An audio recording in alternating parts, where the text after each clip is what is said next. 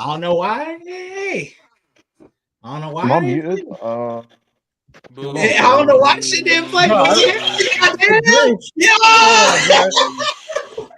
Botchamania. Botchamania. Start one more time. 5, 4, 3, 2, 1. It's Antstroworld. Listen.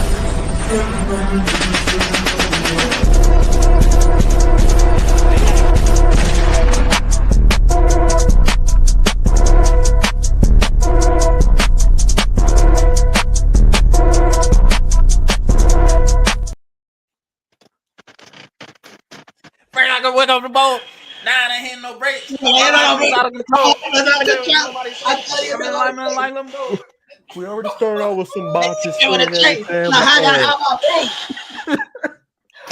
What's going on, everybody? Welcome back to another episode of Antstroworld Live. Today, we got episode 77.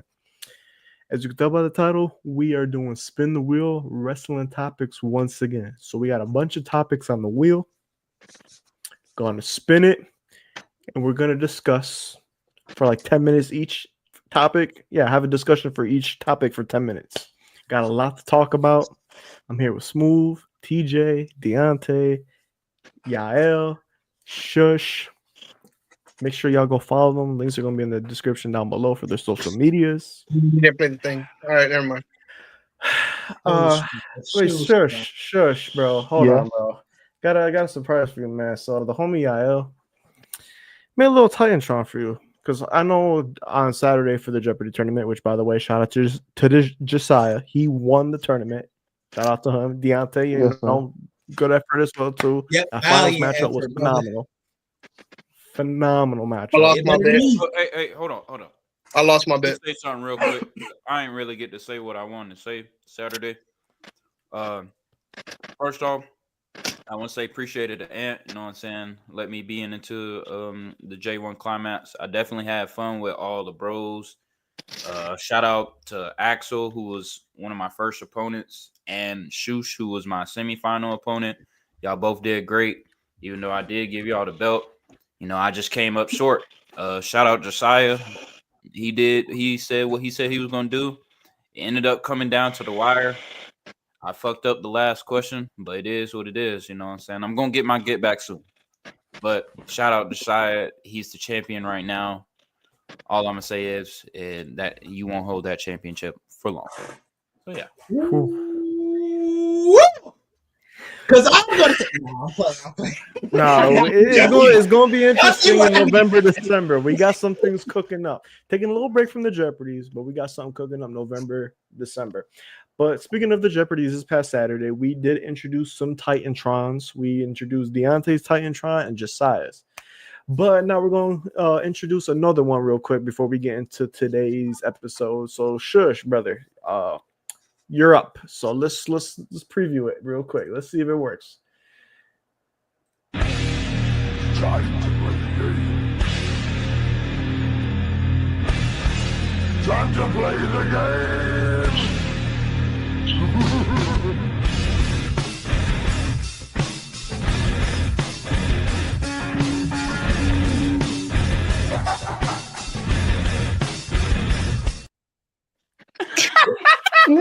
Fuck out of here. You'll never play that shit again. I don't want to be associated with that bitch. We had to, bro. No. That's your Titantron, bro. That is not my Titantron. I got to clip that, bro. I'm sorry. I have to clip that, bro. Oh my god! Oh my god! That's just Hey! All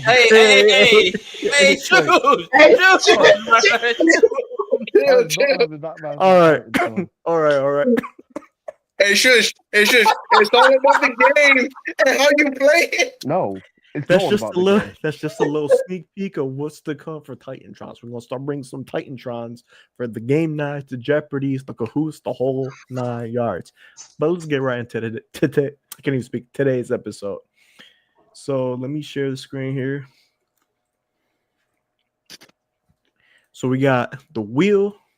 I'll do 10 minutes per topic. That picture is nuts. That is a nuts That picture. picture is nuts. All right. Let me spin it here. Let's see what we Oh land my on god, first. I'm in tears. That shit was hilarious. Ooh, Osprey. Will All right, we're gonna put it for Ospreay. 10 minutes. Osprey. Let's get the timer here. All right, our time is going to start now. All right. I just hope he gets a speedy recovery, man. I really do. That lights out cage match was insane. He took a lot of spots. I just hope he's okay. I hope he's not out for longer than we think he will, and he gets the good neck surgery that he needs.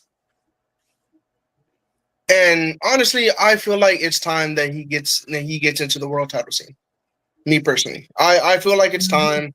I feel like we've been edging it for like a fat minute, and I just feel like it's time for him to be in the world title scene. I mean, you have Hangman, you have MJF, you have Swerve Strickland, you have Will Ospreay, you have Kenny Omega right there. You could build the best main event scene you could possibly build right then and there. Just just do it. Just do the thing. Just do the thing. Just do the thing. Okay. Just do the thing. Because y'all already on a good track. And what he's saying is pretty much, yeah, you just keep doing what y'all doing. Make sure Will Ospreay. Do y'all think Will Ospreay should be the one to become Hangman? Now, hold on. That's a good question. That's actually a really good hold question. On. Yeah, I'll let you speak, and then I'm gonna say what I gotta say. To beat John Moxley, he beats. So who's to say? Will Ospreay, if Will Ospreay would have won that night, would he have been world champion? So look. I'm gonna keep it. I'm gonna keep it like this. I've talked about this before on the pod. I would love 100% for it to be Will Ospreay without a shadow of a doubt. Do I think in my heart of hearts it's going to be a Will Ospreay? Probably not. I highly 100% think that MJF is going to find a way to hold Hangman Adam Page. Okay. And I feel like wherever that goes, Will Ospreay will beat MJF for the belt. Okay. That's okay. I can respect that. I was gonna ask, so when do you think? Because think about it. If our memory serves us correct, Will Ospreay has yet to beat MJF 1-on-1. They fought at All In. They fought at All In, and Will Ospreay, I believe, lost or he won, one of the two. I don't remember too fondly. He won. That match. But think about it. It is still 2 wins MJF, 1 win Will Ospreay. No, it's 1-1. Yeah, it's currently 1-1. Oh. Yeah, it's 1-1. Oh, bad. Yeah, it's currently MJF won the first one at I think it was Dynamite 200, and then Dynamite 200. Yep. Will got his get back in London. Yep. Yeah. So like I said, MJF could beat Hangman by some hoish tactic, and Will Ospreay could be the one to take the belt off him. That's why I feel it's going to happen. Now, if I was fantasy booking this shit, put the title on Kenny Omega. I don't give a shit, but that's just me. But I got something to say about Ospreay. So look at. I know we've had our, critiques of Ospreay last year on the stream multiple times. This year alone, he's been improving, been getting better storytelling, and better in-ring awareness. He's just been getting better all around the board, especially being on TV and like a national TV aspect of things instead of being like at New Japan. He's been getting better all around. He's been putting on banger after banger after banger after banger. Word of Sheamus, like that. I'm starting to really like Ospreay now. Like at first, I wasn't too fond of him. Now I'm starting to really like rock with him. Obviously, Forbidden Door, they won. Then he got attacked by the Death Riders, taken out. So I'm pretty sure that's his way of getting written off TV to get that neck surgery. Yeah. Don't know how serious that is, but if he's good and he comes back, he should definitely be the one to win the world championship. He should be the one to either be Hangman, MJF, whatever the case may be. I do think MJF might end up beating Hangman with that contract. I think he cashes in when Hangman is beaten up. He can't move. He's at his weakest point. Nope, he can't do that because the 7 day the rule is he gotta notify him 7 days prior to the match. Oh, they changed it? Yeah, Tony put a rule in Mm. after what MJF did at Yeah, he did it after Forbidden Door. He did it in that Yeah. media scrum. My bad. All right. That okay. So, but I think how would he do it though? Because he got 7 days to figure out a plan to win that title. So Exactly. So he has time Probably. to prep. Maybe he does it when MJF has a match, and then he says, "Oh, I'm going to cash in then," but he doesn't cash until after his match. Mm-hmm. Or I say, damn, 7 days. Dang, that would be crazy. He in a Or whole he could blood just insert feud himself into the with match. somebody else, and then he But we talk about Osprey. Yeah. Get away from MJF. We talk about Osprey. Yeah. Like Osprey, like man, this shit Yeah, alone. I also was one of the ones like a year ago not that I wasn't too fond of Osprey, but I had my critiques about him, like his in-ring work and stuff like that. But as the years gone by, he has learned to slow it down somewhat for the TV and then go all out at the pay-per-view. Yep. That was one of my main critiques for him. He learned to slow it down, and I think with this next surgery, he's gonna slow it down even more. Mm-hmm. So y'all be prepared for that. He's definitely gonna slow down once he comes back. Don't Just to expect play the it guy. safe Don't, and everything. don't expect the guy. It's just that will just be the smart thing to do. Yeah. And that's my advice to Osprey, because we love you and want you here as long as possible. So you can't do everything all at once. And I hate that this could possibly be that, you feel me, lesson for you. I hope you feel me, but hope you get well soon. But yeah, you really stepped up your game. He has. Like He I said, stepped it he has world champion written all over him. Like he just has to get healthy. Yeah, with the 100% way he healthy. carry himself now too on TV. Yeah, he's grown. He's gotten that confidence to be in front of the TV now. Mm-hmm. So, I'm Just not learning, gonna lie. TV way of wrestling. Simple as that. Not gonna lie, I gotta give it to Osprey. I'm not gonna lie. I agree. I agree with y'all. First of all, what the fuck is that? Yeah, what's that noise? Hearing that shit, bro? is this? Yeah. What's up? The fuck is that? Oh my bad. My bad. I was watching TV. Nigga, we hear so.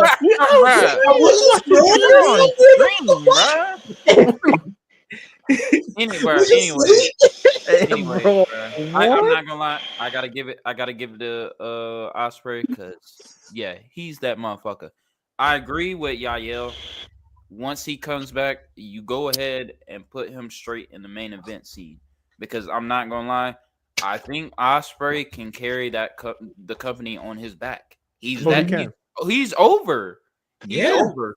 He's decent enough on the mic. I think he's good on the mic. He's definitely improved in the past few years.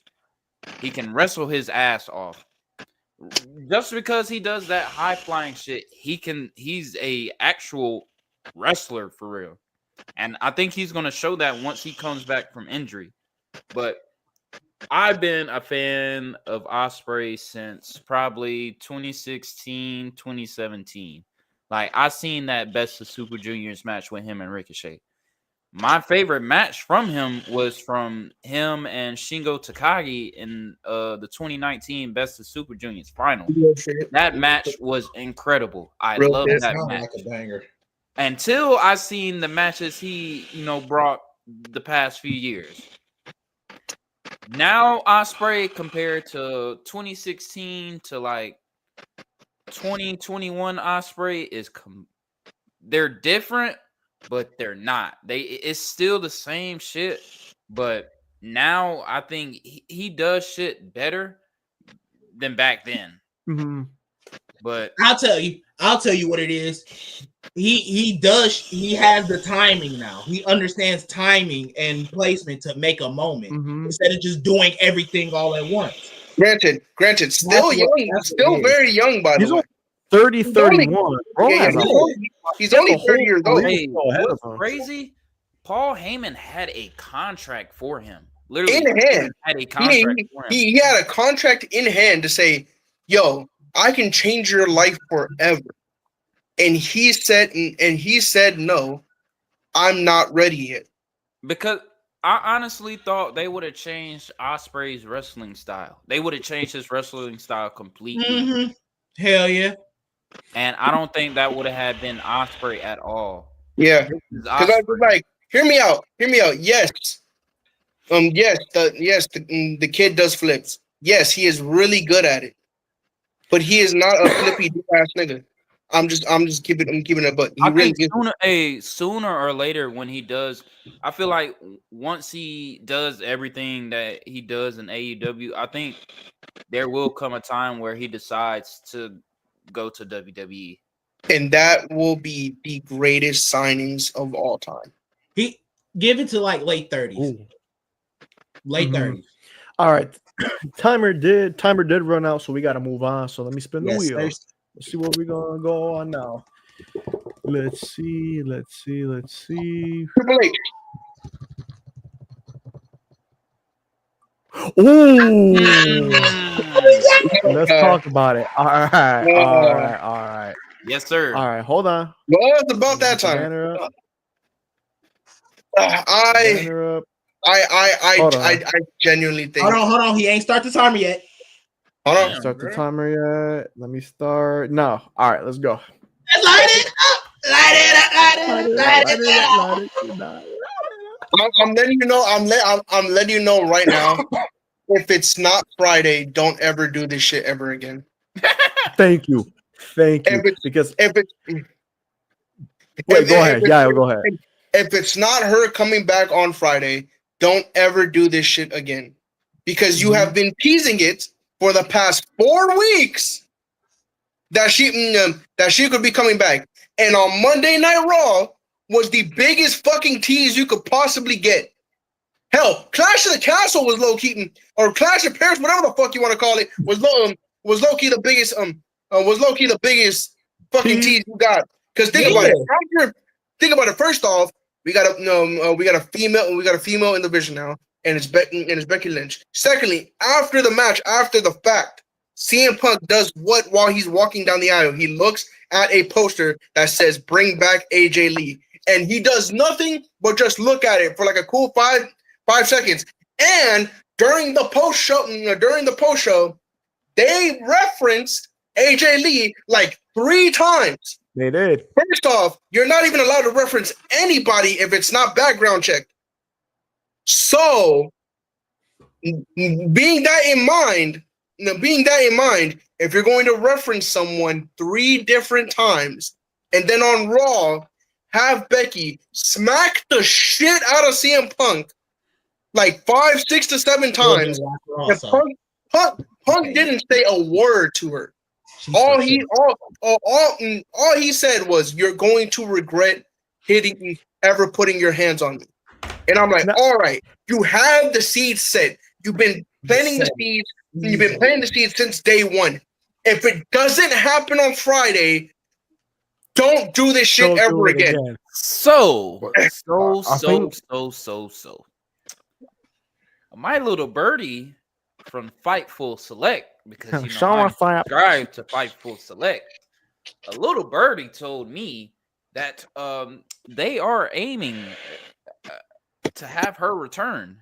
They're either going to announce it Friday or she shows up, but they said they are aiming to have her wrestle at WrestlePalooza in a few weeks. If that happens, the thing is that makes sense. It makes sense because the thing is they are packing the show to be one of their biggest shows of all time. That's the thing. Because it's the debut on ESPN. Like they gotta go big or go home. If that happens, All Out is All Out is fucking cooked. Yeah, I'm sorry. I'm not gonna lie. I'm not gonna lie. AEW, Hey. they have the females, but they don't have the females that's as big of a draw as AJ Lee was. But AJ Lee still is, dog. I'm like, Yeah. bro. I'm like, bro. You're telling me this singular woman, this one woman has cemented the careers of Rhea Ripley, Roxanne Perez, Cora Jade, etc. This woman has solidified herself in women's history. Plus, dog, even with that mixed tag match that more than likely is what is going to be. Oh, that's what's gonna happen. What is going to be, nigga? You have Bork Laser versus John Cena. Whether you love him or hate him, it's still going to be a fire match. You have Io Sky versus Stephanie Baker one last time for the women's championship. This card is going to be fucking insane. Before you continue, I just want to say, why the fuck did y'all do that at Clash of Paris? That was the obvious thing to do. Why did they take Stephanie off the fucking card? This is my thing. You had one single job. This is my thing, bro. You know Bro, what's it was crazy? an open layup. It was an open layup to have that match, bro. I know The we're out of crowd goes topic crazy real for quick. those two. I know we're out of topic real quick, but I don't care, bro. This is 1, 2, 3 simple booking. They only did it to This is I Triple talked to H. my friends about it Sunday before the pay-per-view. I said either one, you could have just did Io and Stephanie at Clash in Paris. All right, you're doing that. 2, you could have made it a triple threat. Yes. Put Rhea, Io, and Stephanie for the or three. You could have did a tournament. Io retain That, or you do a tournament and the winner faces Stephanie. That would have been even cool. Mm-hmm. What? Or a battle royal. I would have been fine with a battle royal. The thing is, Naomi said on the podcast, bro, she has been preggo for 7 weeks. But didn't find out until a week. Yeah, didn't find out until like what, a week before Evolution. Yeah, I think so. But nah, back to AJ Lee because we're on the top of AJ Lee, bro. Look at just had to get that off my chest, bro. Niggas have been asking about her since 2015. Every time, hey, literally, every time in the wrestling ring, they ask, "Oh, when is AJ coming back? When is AJ coming back?" She's happily sitting in Chicago at home, chilling, bro. Like, bro. First off. Granted, yes, we all want AJ Lee to come back, but I get her condolences on not coming back because granted, she's a famous actor, she's a famous comic book writer, she's a famous novelist. The woman is making money. The woman is making her bread. The woman is making her bread. Now, what I love her enjoying retirement. Like she's just living, making the comments. She really don't. She don't need to do this. This is if she wanted to do this. I'm not an opportunity because the stars are aligning and everything, bro. The stars are aligning. At this moment right now, I want you to know it took a lot of convincing from this nigga Phil to pull this off. Low key, they had to. Hey, this will be the troll of the fucking century. We're in Chicago Friday. It will be the troll of the century if we hear "I eat, sleep, breathe the demons in your dreams" instead of "light it up." That Chicago crowd will be going. Chicago crowd will fucking lose it, dog. Real quick, hold on. Let me say something, bro. Look at AJ, bro. Open layup because you obviously have Becky inserting herself into this shoot, bro. The line, the teases, the hints, everything, bro. Punk looking at the fan sign or whatever. Him saying to Becky on Monday Night Raw, talking about, "Oh, you're gonna regret putting your hands on me, bro." This is an open layup. Yes. Now, it's like 1, 2, 3 booking. Like Shush said, honestly, Triple H could just pull out Bailey or Rhea Ripley to be in Punk's corner, bro. Like I said, that Chicago crowd. Like I said, it could happen. There's no way. There's no way in hell. Granted, it's happened before, but there's no way in hell that WWE books themselves in a corner and they don't deliver. You have to deliver. I think you can't tease it. Yeah, I'm with you, Shoes. I'm with you, bro. Shoes. I'm You've been completely. too We're long. Yeah, forgetting sure. who's I'm at the with you top right because now.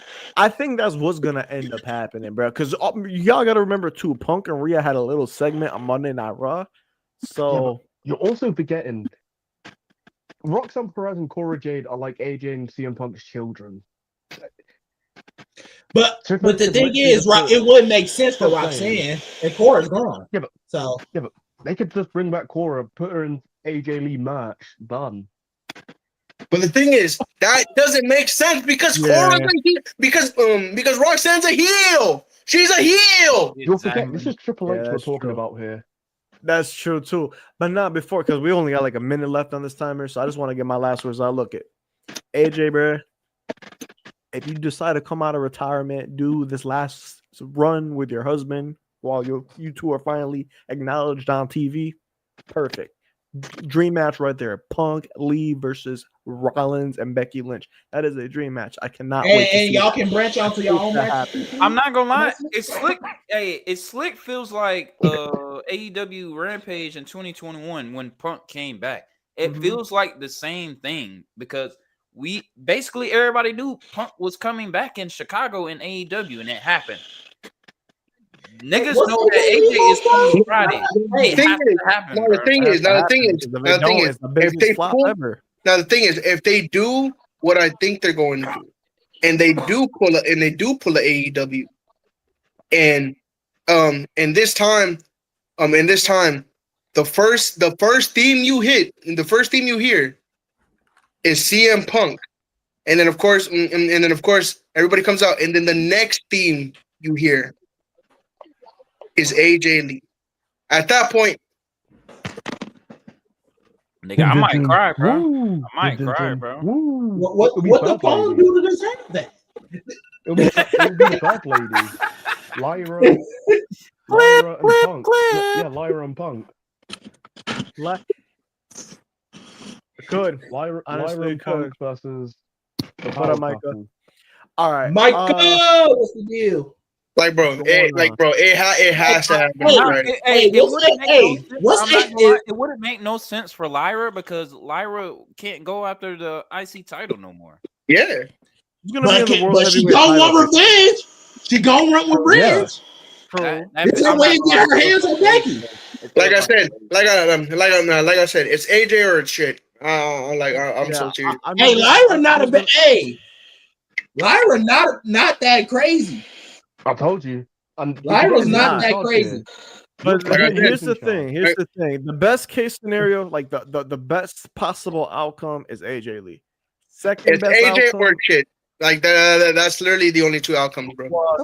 like if push comes to shove, Lyra. The worst case scenario to me is Rhea. I don't. Yep, it would. If it, I'm swear, if it's Rhea, it will look like One Night Stand 2006, bro. Rhea will be moved out of Chicago, bro. Yeah. Yeah. I All right, now let's move on. All right, like, nigga, we're moving on to the next one. Next one. Triple H. That's the only Triple H. Who's chanting for Triple H? Yeah, we are not NXT clicking that. in the Big 25. All right, 10-minute timer starting. This is so now. easy. There's only three. All right, three I'm gonna let wrestlers Chris talk. There's only about 4 good You things know, about NXT. I'm it's gonna my say turn. I'm gonna It's say my something turn. outrageous. It's my I'm turn. gonna say something outrageous. Hold on. Let me go I'm gonna let Shu speak. I'm gonna let Shu speak first, and then Yayo, you could go. Currently, there's about 5 good things about NXT right now. Blake Monroe, Obafemi, Javon Evans, some other females, and Ricky Starks. Apart from that, NXT is. I struggle to watch it. Like I watch it when I'm with you lot. I tune out if it gets to Joe Hendry, Heavy Machinery from Timu, Joe Hendry, Hey, shout out Jared, boy. But yeah, the NXT need more stars. I miss the times where the biggest free agent could sit in the crowd in NXT pay-per-views and they would sign about a month later. Nowadays, like I'm asking you now, who do you see beating Obafemi? Real shit. It has to be Javon, bro. It Yeah, has gotta to be. be Javon, bro. They're gonna run with Javon and Fuck Oda that. again. Call him up with call him up undefeated. Fuck that. He vacate the title and y'all call him up. Fuck Yeah, that. if- Nobody beat him. I'm just gonna say this right Nobody. now. He's If the he has another ruler. if he has another couple of defenses and he ends up successfully defending the title, just do what Oscar See, did. look, Get called see, up, look. relinquish the title. There's no better Protect them. person. Oscar Protect made them. sense back then. Oba makes sense now. See, look. Oscar made sense back then. Oba makes sense now. See, look. So look. I'm gonna say a controversial take, and Deontay, you can go ahead and clip this. If we're talking from NXT 2.0 to the Big 25 right now, is it bad to say that he is up there, if not in the same caliber as NXT Black and Gold?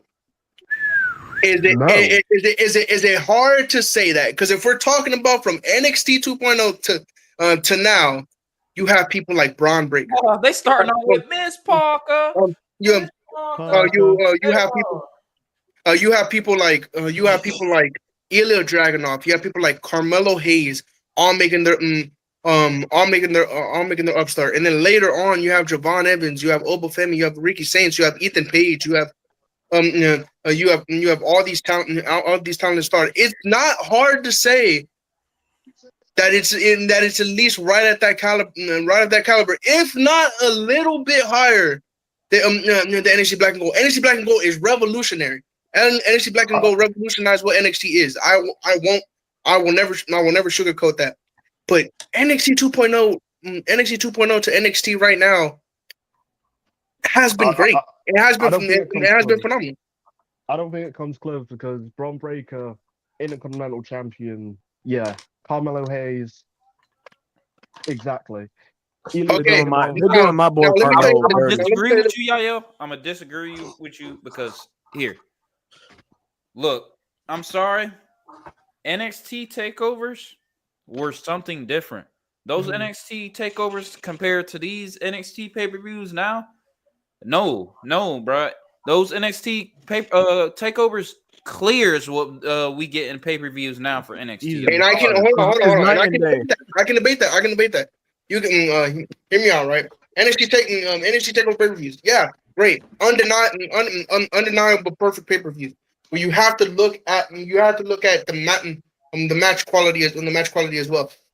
I feel like the match quality is very similar to the match quality we have now. For instance, NXT Deadline 2024.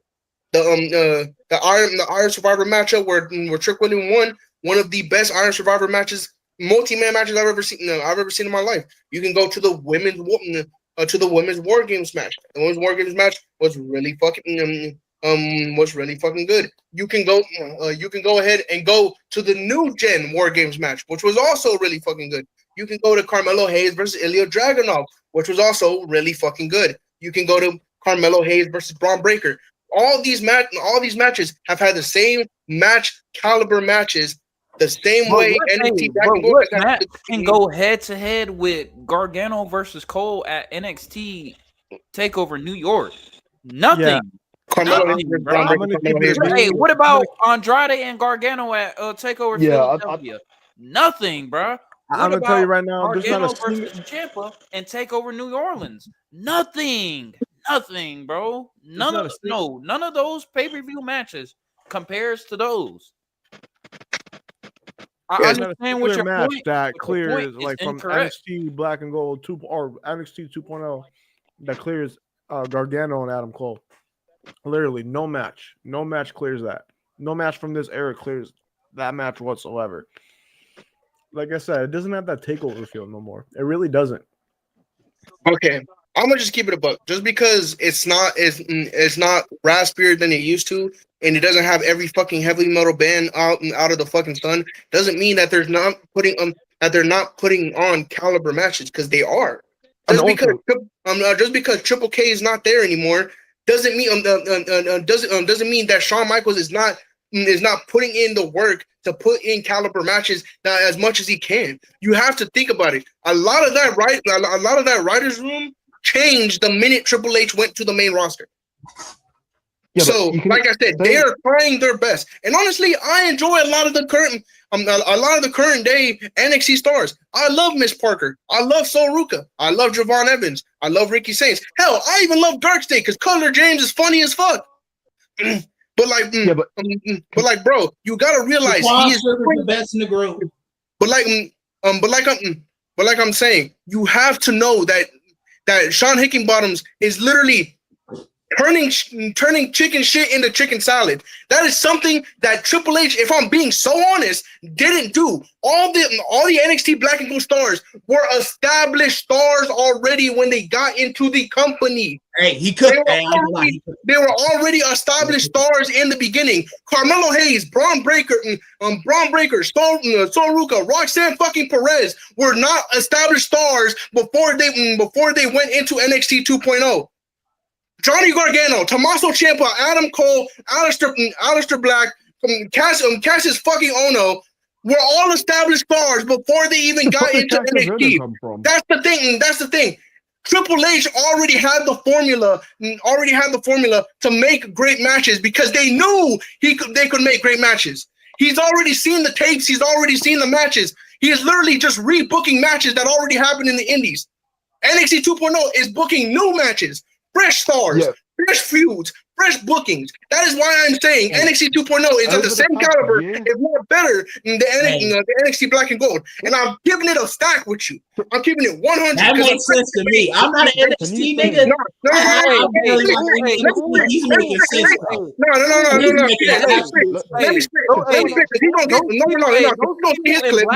I ain't gonna lie, yeah. Hold on. I need Beyonce counterpoint. They were indie people, but they weren't stars for real. They weren't stars until they got into Black and Gold. Nah, I think what Miguel is really saying is like those are no names in the wrestling community. All they did was bring their fans to a WWE umbrella brand. And I'll tell you, brought in new fans too, though. They brought in new fans too. And you tell them, and I know that's bullshit. I know that's bullshit because you're gonna tell me right now with a straight face that Samoa Joe when he came to NXT wasn't an established star. Yes, it's Samoa fucking Joe. It's Samoa fucking Joe. Okay. Other what thing. About Johnny Gargano? You're gonna tell me in my eyes. You're gonna tell me in my eyes. Deontay, you're gonna tell me in my eyes. You're gonna tell me that in my eyes that Bobby Roode wasn't an established star when he came into NXT. I understand. Shinsuke Nakamura, cool. I understand. But Johnny Gargano, Tommaso Ciampa, all these other motherfuckers, they were not established stars for real. They became stars once they got to NXT. I did not know who Johnny Gargano and Ciampa was until NXT. Nigga, you didn't know who Johnny Gargano was. Everybody else did. They were already having a fucking lying. What are you talking about? Yeah, I can't lie. You're lying, bro. Yeah. No. We're not gonna do that. Hell no. Just like you, I didn't know Gargano at all because until he got to yeah. Let me have your back real quick. I got you. So look, like you, and I didn't know Gargano until he got to WWE. But also, I never watched a lick of the indies. You got that's what I'm saying. When he's saying established stars, people who got notoriety in those internet wrestling communities, people who got that fame amongst the hardcore fans, that's the fans they brung in. Because when you think about it, Adam Cole established with the Young Bucks, Kenny Omega, Hangman, he's a big star. Finn Balor, he started the fucking Bullet Club. Come on now. Y'all can't say these niggas not established stars. They did major things outside of WWE and had major notoriety for it. And they came into WWE, brung those guys fans. Hold on. Wasn't Carmelo Hayes an indie wrestler, though? Wasn't Carmelo Hayes an indie wrestler? But he had that same level of indie fame as the people I named. It's not like they have that same fame as the people I named. I didn't know who Shayna Baszler was until she came here and became the most dominant fucking women's champion in NXT. That's an organic star for Black and Gold. That's an organic star. But what I'm saying, there are more organic made stars in the 2.0 era than it is the Black and Gold. Because the Black and Gold had all the best indies at that time. I will Like I- look at. I'm gonna say this. They do got a point with that because when they did Yeah. transition from Black and Gold to 2.0, they weren't really trying to sign people outside. They're trying to build homegrown. So they were getting like the athletes or the people that didn't know what they wanted to do in life, the bodybuilders and everything, and they try to establish them there. And they Like, for made example, fucking stars. They the made Creed fucking brothers. stars. The Creed brothers. They were amateur wrestlers for Duke. They Shout turned them out the into a- fucking Creed brothers. Yeah, that's the first example that I just thought of. Like literally, they didn't have any Tiffany indie fucking experience. Stratton, former Tiffany Tiffany too. Stratton. current WWE Women's Champion. let's You want to know her debut? Do you want to She know was her a gymnast. debut She year? was a Do you want to know her champion. debut year? Her debut year in wrestling? It was 2021. 2021. That is That true. that's Yael's point. That is true. It's That- up there I do- because I the now I'm organic stars are understanding. doing great things with just like the established stars. So it I gets me understand that both sides. I understand both sides. I really do understand both sides. Thank I you. swear to God, y'all playing NXT Black and Gold like it's a fucking like it's Y'all fucking go- all the And time. y'all was gonna try and write Yael like it wasn't a valid point. I had to back you up. I see your Look, point. I understand his point. I'm just saying, I think it's below NXT Black and Gold. In my 100, because opinion, over the I past think it's year, below NXT Black and That Gold. is That's true. all I was- Quality, That's fair. quality. That's I'm fair. gonna say It's that. just in Quality Yael's wise, opinion. he's right. Deontay is right. Quality wise, I'm taking Quality Black and Gold. wise, I agree. But you I gotta do give them agree credit for with having Yael. more organic stars. NXT 2.0 has homegrown stars. They built new stars who didn't know shit about wrestling and haven't wrestled a day in their fucking life, and they turned them into stars like Tiffany Stratton. Fucking who else? There's multiple. It's multiple NXT Tiffany- stars for main And then roster. Tiffany Stratton, Ron Breaker, who was a football player before this. Like Kiana James is on TV now. Like she is hell, not a star. bro. We are not calling her a Even star. though they're about to fuck her up, but I'm not going to say too much. Yeah, but okay. All right, Realistically, let's get to the the next current topic. women's Let's get to the champion. next topic. Let's get to the next Like, topic. bro, Good the- conversation, though. I really like that debate. I really did. Yeah, that was good. The Black and Gold glaze is so played out, bro. what is this? Celebs and wrestlers. I'm gonna go first. I'm gonna go first because I haven't had really that much time. All right. So 10 minutes starting now. All right. Look, celebs in wrestling. It's been with the WWE since the 80s, literally since the first WrestleMania. Cyndi Lauper, Muhammad Ali, Mr. T, you name it. It's a good thing. It brings more eyes. Well, it could be a good thing and it could be a bad thing. Good thing brings more eyes to the product. Get that, the big marquee name on a poster, big marquee name on the card. Attracts more viewers, attracts more eyes to the product. The whole 9 yards. Okay. Bad thing, let's say, for example, they get in ring, right? They either could be a phenomenal in-ring wrestler or they could be a horrible in-ring wrestler. Or they could be Prime Travis example- Scott. That's a whole nother. Y'all know how I get down about Travis Scott. He's my favorite artist of all time. But his involvement as a recent been But back to what I was saying. Good wrestlers that were celebrities. Bad Bunny. Bad wrestlers. Jelly Roll. Kevin Federline. I'm trying to think of some names that are literally just celebrities that have been in wrestling that are horrible. All right, I'm hold gonna on, be wait. honest with Hold on, wait. you, Hold on, wait. Logan Can I stop you right there? Hold on. I'm not finished yet. You got Logan Paul. You got some names that aren't that good in ring, that are Mhm. celebrities or whatever. All right, you done? But hold on, no, I'm not done yet. Let me speak, bro. You're taking up all the damn time. Hold on, let me speak. I'm still trying to get my point across. So yeah, basically, it could be a good thing and it could be a bad thing. Good thing brings more eyes to the products, sells tickets. They could be a good involvement in a match, like Bad Bunny, for example. Man, that's tough. And it could just be a bad thing. Just basically shit in the bed in the ring, just not, living up to the hype, not showing up for the dates. Travis Scott. But yeah, that's all I got to say. All right. Now, let's get into some real honesty. All right. So, Logan Paul is not considered a celebrity wrestler. No. I don't give a shit. No, I'm gonna nip you in the bud I don't give a shit. there. I'm nip you in the bud there only because we got a Logan Paul topic separate. Save it for that. All right. I'm gonna keep that separate, but still, We're going to talk about celebs in general. Still, the amount of black and gold glaze y'all got is the same exact. Is the same exact. Damn, bro. We're not talking about the black and gold. Nigga, say what the fuck you got. Let him finish. Let him finish. Like I said, the same type of black and gold glaze y'all got is the same type of glaze y'all got for Bad Bunny. I love Bad Bunny. Bad Bunny is one of my favorite artists of all time. But we're not gonna sit here and act like, oh, this is the upper echelon. This is the upper echelon of celebrity wrestlers. Floyd Mayweather was in the ring. Jelly Roll was in the ring, and he low-key wasn't even that bad. Let's keep it really a buck. That nigga took a fucking announce table. Yo, were we watching the same match? Stop you right there. This nigga took splash through an announce table. Besides Logan, who's up there with him? Nobody did the realistically. Floyd Mayweather was in the ring with the Big Show. What are we talking about? Hey, any other celebrity can't do that shit right now. Wait, did we just say Floyd Mayweather? Floyd Mayweather was in the ring with the Big Show. He was one of the most biggest. It was a boxing match. It don't count. That don't count, yeah. It was a boxing match. So now that don't count. Okay, bro. Yes, was it boxing match? It's just it wasn't a wrestling match.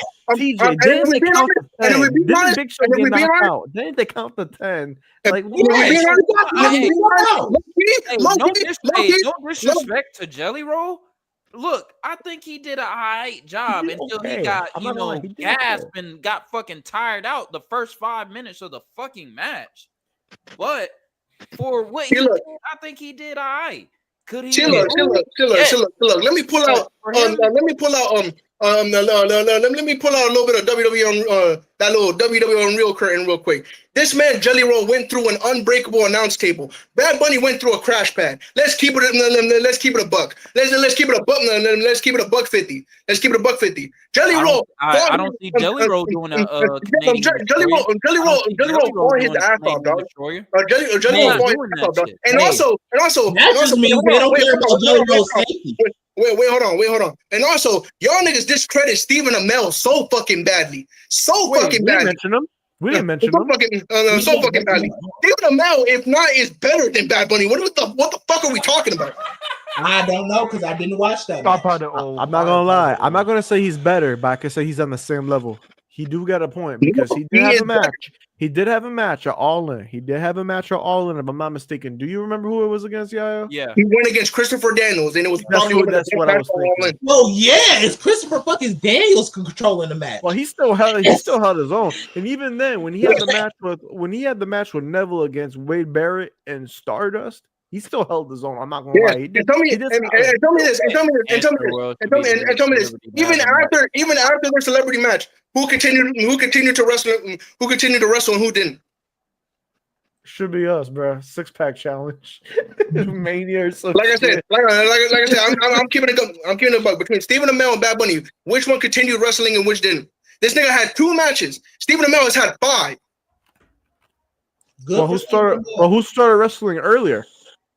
Stephen Amell. And also, I want you to realize Bad Bunny had 3 months. To train.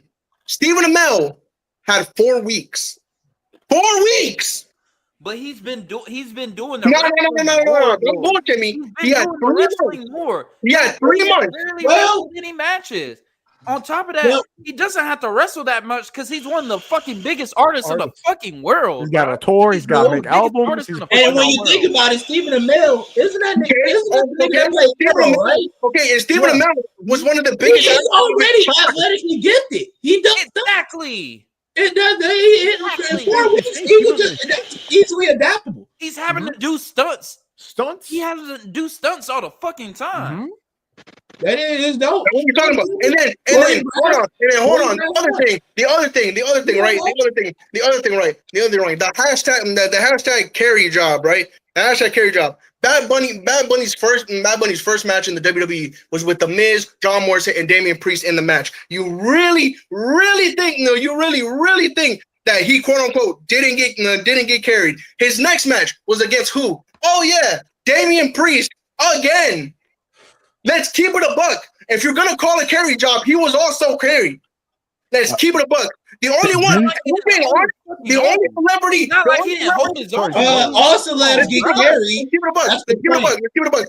All celebs get carried. we're not. That's every celeb. I would say every celeb got carried by the wrestler in the Got match. carried because, Yeah. bro, The this is an wrestler is introduction. the I one won't doing say everything. all that. I won't say all that. They I just won't gotta doing make sure they hit their shit. That's what we focus on. As long as the celeb do their part good, we're good. For him to be training that short amount of time, he held his own. He held Bad his Bunny fucking was in own. the final four of the Royal Rumble. Especially at Mania. That's right. Yo, shush. That's right. He was in the Final Four. Literally, Bad Bunny Yeah, and he was in the final Rumble. four in the No one Rumble. else in will let me say 2022. Nigga, Oh, yeah, we're really, Bad Bunny. nigga, I'm are we thinking really gonna about count? Stephen Are we Amell. really gonna I'm count like, that what? 2022? Yeah, Bad Bunny. I thought y'all was talking about Stephen Amell still. I remember. This is Bad Bunny. Hold on. Look me in the eyes and tell me, are we really gonna count that 2022 Rumble? Yes. No, that shit was ass. I ain't gonna lie, that shit was ass. Yo, I'm more Exactly. than that shit was Yeah, ass. It's still prefer a not celebrity. to. Yes, but he was still in the final four. He was still in the final four. It doesn't matter if it's us or not. Still counts. Honestly, if I'm being honest, the only person I saw who didn't get a carry job was, I'm still humble, and I'm like, bro, what are we talking about? What are we talking about? And don't look at me with those eyes, Ant, because of real He shit. didn't get carried? He was the only wrestler who carried his own. And then what did he do after that match? He went on to face Roman fucking Reigns. I'm not gonna lie, a 38, he got carried. SummerSlam 2022. Yeah, SummerSlam you were there. 2022. You were there. Yeah, I mean, Bro, what are we talking about? Y'all literally discredit this nigga because y'all don't like him. It's Again, save it for when we land on Logan Paul. Stop talking about that bitch ass nigga right now. who It's cool. the nigga? It's cooler. Nobody said he was a bad wrestler. I fuck with that nigga. Come on, man. But yeah, I'm not gonna even go say too much because he has his own. Yeah. It's cool. But on the topic of celebs, my only rule is they gotta be there for the right reasons. They have to be. They Committed have and commitment. That's my other thing. Commitment. Yes. Hey, that is crazy. If this is a celeb that I know loves wrestling, is very much into it, knows the lore, all that, how it works and shit. I know they're a big wrestling fan, and I'm more than happy to let them in. But I can also, but if they the ones like Travis Scott, for example, who came there for their own benefit, I hate them. And we'll get to that when we get to that. I'm gonna keep it like this. I'm gonna keep it a buck. For this life I cannot change. Slap Cody Rhodes, left out of the ring. Like, bro, what are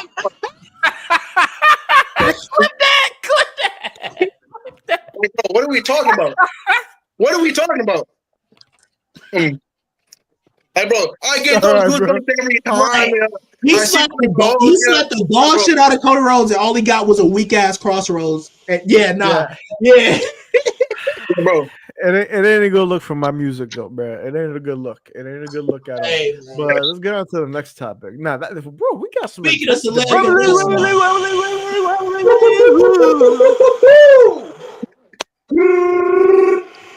hey yo, shout out Fourth Rope, nigga. That's the real celebrity wrestling. Fuck you talking about? That's real. That's real. That's the real celebrity wrestling. Tell him my nigga West Side Gun. Yes, sir. God damn. Come on, a little bit more. Shush, with the full screen. Shush, with the full screen. Timer. Hold on. Play the crown again. Let him go first. We are here. Hold on. Triple H is booking. Hold on. I'm gonna type it right here. Triple H is booking. Save. Boom. Your time starts now. Shush, you're getting the full screen. Where do I start? You get full screen. Asians. Triple H does not know how to book Asians, black, any race. If you're black, you're on a tag team, or you're not on the card, you don't get on pay-per-views. Street Profits were champions for how many months? They get on pay-per-view. Wyatt 16 champions, what, a month, 2 months? They've been on 2 PLEs to defend their titles. Just saying, Triple H does not know what to do. If you're Asian, you're in damage control. If you're in a mask, you're in LWO or whatever Santos Escobar's group's called. I don't even know anymore. What else? Sammy's it. That's something that we'll talk about him later. He doesn't fight when the iron's hot. Like, if you're in a tag team, you're about to break up. Get ready to break up for about a year and a half. What else? He's watered down Roman Reigns. Roman Reigns used to win every single pay-per-view without fail. But Sunday was Triple H's was Roman Reigns' first one-on-one pinfall victory since LA Knight in 2023. I'm not. What's this Roman Reigns? This is not the Roman Reigns we all love and acknowledge. I want Golden Glove Roman back. Like he's just not getting booked good. Jey Uso should not be in the world title picture, but just because he has 4 letters, 1 word, it's shit. What else? Chad Gable's booking. I've done spoken that so many times. Like I said, I feel the New Day, they used to be one of the most entertaining tag teams of all time, and now they're the most boring tag team of all time. Anyone else got anything? Have I missed anything? Let's see. I can say a couple of things here. The John Cena farewell tour, which we definitely will get to. There's a topic, even though if we don't spend on it by the time, we're gonna end up talking about that today for sure. What's another thing? Underutilized talent. Carmelo Hayes, Austin Theory, Chad Gable. I'm gonna put Chad Gable there instead of giving him the Intercontinental Championship. What do? They put him on a mask. They put him under a mask. Oh yeah, the new thing that they do. And now we have 3 people in the mask, 1 including Chad Gable, 2 Ludwig Kaiser, and 3 we have Pete Dunne, who has disappeared after he, showed himself with the mask. Now he hasn't been on TV. Woo! Can we start the Whoa! What happened? Bruh. We heard the Undertaker's music and it was Josh fucking Briggs. Oh. Anyways, back to what I was saying. We are not making that happen. Definitely do agree we with are not doing that, Drew. your point. He doesn't utilize champions at all. Julia has been the United States. That crazy that I left my championship here for that, and y'all said that? That's nuts. That is fucking nuts. Julia has been the U.S. Champion for a hot minute, and she hasn't seen a pay-per-view since she's had that title. She's barely been on TV. Lyra was basically doing the same thing until Becky came into the picture, so they were doing her dirty. Tiffany, they're finally giving her title matches on the pay-per-view, but they fucked her over as a champion. She's probably, Jay's the number 1 contender, so they're probably going to give Jay the title. If that was the case, they should have just gave Jay the title at SummerSlam. Yeah, it made no sense now. What's good done to merit it is what it is. Number 1 contender? But I'm gonna keep it a beam with you. Tiffany Stratton's reign could have been so much better, but guess whose fault that is? Triple H, the booking. Because they kept putting her in that Nia Jax vortex, bro. Like, come on, bro. That's all I saw throughout SmackDown. Hold on, I want to say something. Yeah, I'll go for it. This is mainly because fuck shoes. Triple H has some of the best booking I've ever seen. Hey, and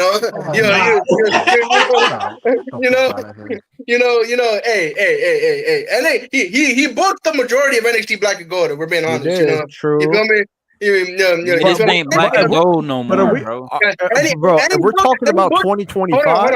Hold on. And he booked some matches in NXT 2.0. And we're talking about 2025, not 2.0. Hold on. If we're talking about 2025, he also booked the CM Punk versus Drew feud. Let's keep it a buck. Let's keep it a buck. Yo, you know your years, bro, is 2025. No, I don't. Yes, if we're talking about 2025. 2025, he also booked the John Cena heel turn. Which at the moment was one of the greatest things of all time. Me personally, I love it, but we'll get to that when we'll get to that. But I still think that there's some things that Triple H has done right. Granted, he has done a lot of wrongs. Sami Zayn, but But like I said, you can't have your cake and eat it too. That's all I'm gonna say. Because as much as you can hate Triple H, you can also like Triple H because he's also booking some things that are right. Like some things that are right. Like right now, the booking of Dominic Mysterio is some of the best things that is happening on Raw right now. Dreadful. Look at Drew's comment, and I agree with it. Yeah, I I mean, agree. yeah. The thing is, Yeah. Dom's booking has been the thing is, bad. Boy, do the the thing Cowboys is, suck. the thing is, Shush, I don't take a lot of the things you say seriously because a lot of things you say is cannon fodder. Let's keep let's keep it a bean. You just hate Triple H to hate Triple H. You just hate Triple H to hate Triple H. You're not even seeing the overall. You're not even seeing the overall spectrum of like of what what he's trying to do here. Granted, But yes. the overall, hey, overall booking this year has been mid. Y'all have had It's 3 been minutes to speak. mid. Y'all have had 3 minutes to It's been speak. mid. Hold on. Y'all have had 3 minutes to speak. Yes, there's a lot of things that are wrong with what Triple H is booking right now. But also you gotta see it. You gotta see it from a perspective that where there's every wrong, there is every right. No, there is every right. Well, granted, a lot of wrongs are being done by Triple H, but there's also a lot of rights. Like I said, Dominic Mysterio's booking has been some of the best things. Been some of the best things on Raw right now. That's a positive. Seth Rollins, the triple threat feud going into Mania. Who booked that? Triple H, Paul Levesque. You could That's a say, positive. hey, So, there's hold on. Even so,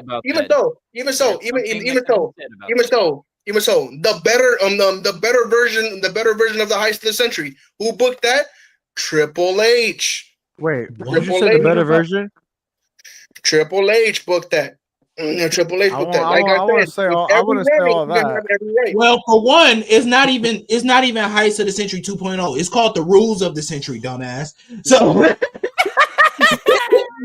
and two, it was nowhere near better than what happened at 31 because 31 was genuinely unexpected. You can put that shit Nobody saw that fucking coming. This one, I could have told you that shit was gonna fucking happen. See, look. I could have told you that. You I can knew put that that shit on the web. You can put that shit on the web. We can debate it right now. I'm so serious. because like I said, the way y'all glaze everything else is the same way y'all glaze the heist of the century, and I will debunk that shit because to the death. That shit has never happened, and it will probably never ever fucking happen again. Wait, it's never happened. Hold on, wait. Hold on. You say it'll probably never ever happen again? Damian Priest.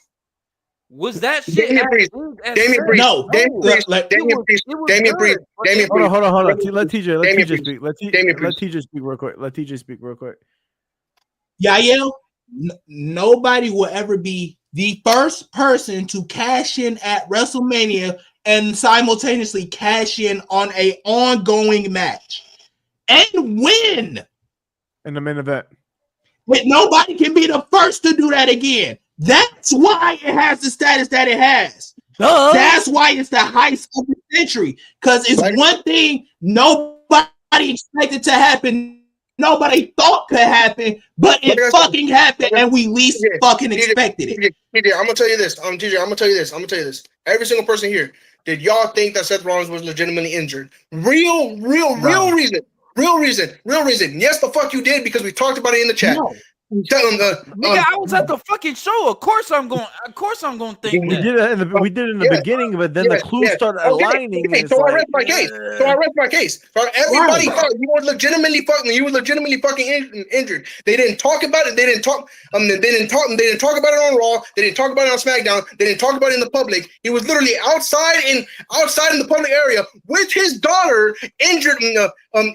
Injured. Nobody has done that in the history of wrestling. It is the biggest word, whether you like it or not. Granted, yes, the heist of the century will go down as one of the biggest things of all time. Like I said, it will go down as one of the biggest things of all time. In public in all of wrestling. Like I said, it will go down as one of the biggest things of all time. In the 80s and 90s, ever had to keep up a fake injury in the territory days, where all this shit was made to the public. Niggas were knowing this shit.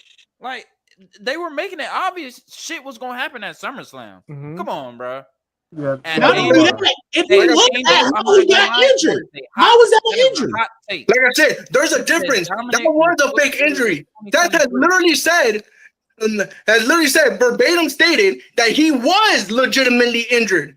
He was legitimately injured. But like I said, it wasn't as worse as everybody thought. He was legitimately injured. But they turned that, and like I said, turned chicken shit into chicken salad. Everybody else has faked an injury and come back like a week or two. Man, He go was ahead. back for a month. And go ahead, bro. Go ahead. All right, And yeah, yeah, can yeah. I say one more thing about Triple H booking? I did have an opinion before Yeah. you started going off. I think the major problem with Triple H's booking is that he's too stubborn to take the layups. He doesn't want to do the easy shit. In the earlier days when he was doing all the detailed story shit, we all praised him for it, and I think that's gotten to his head.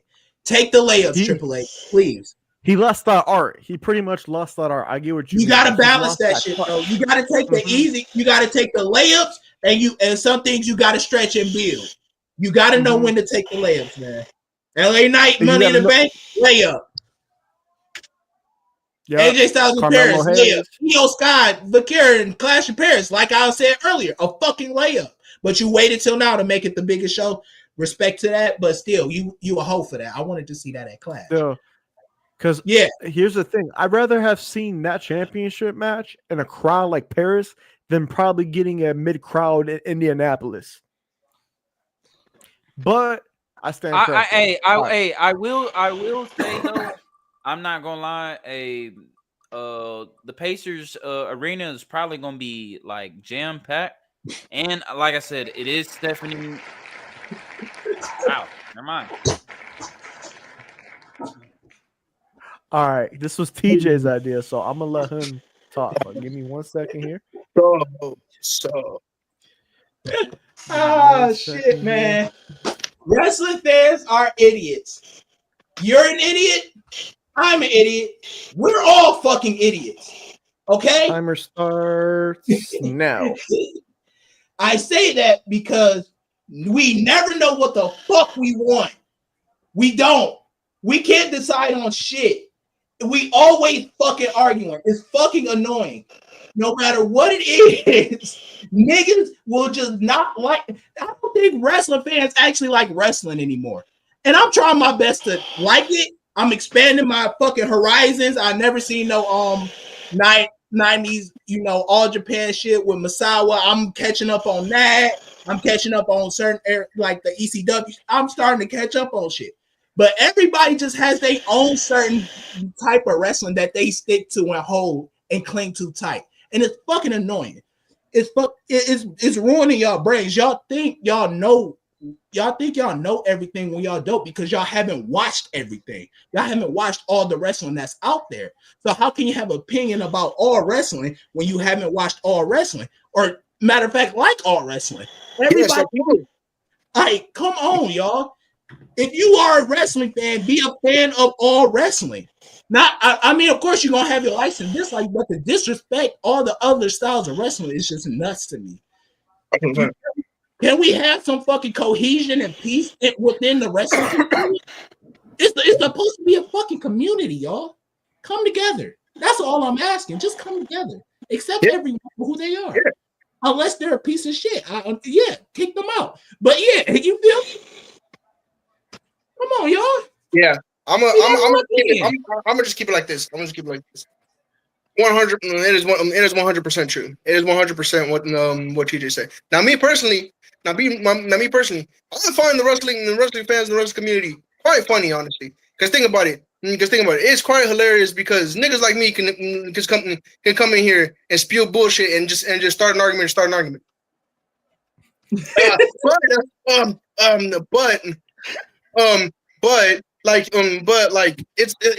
it's just bro.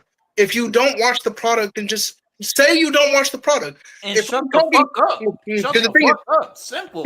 Because the thing is, if I'm over here talking about ECW, and you're over here like, ECW was great in its glory days. ECW was fire. Name me a match.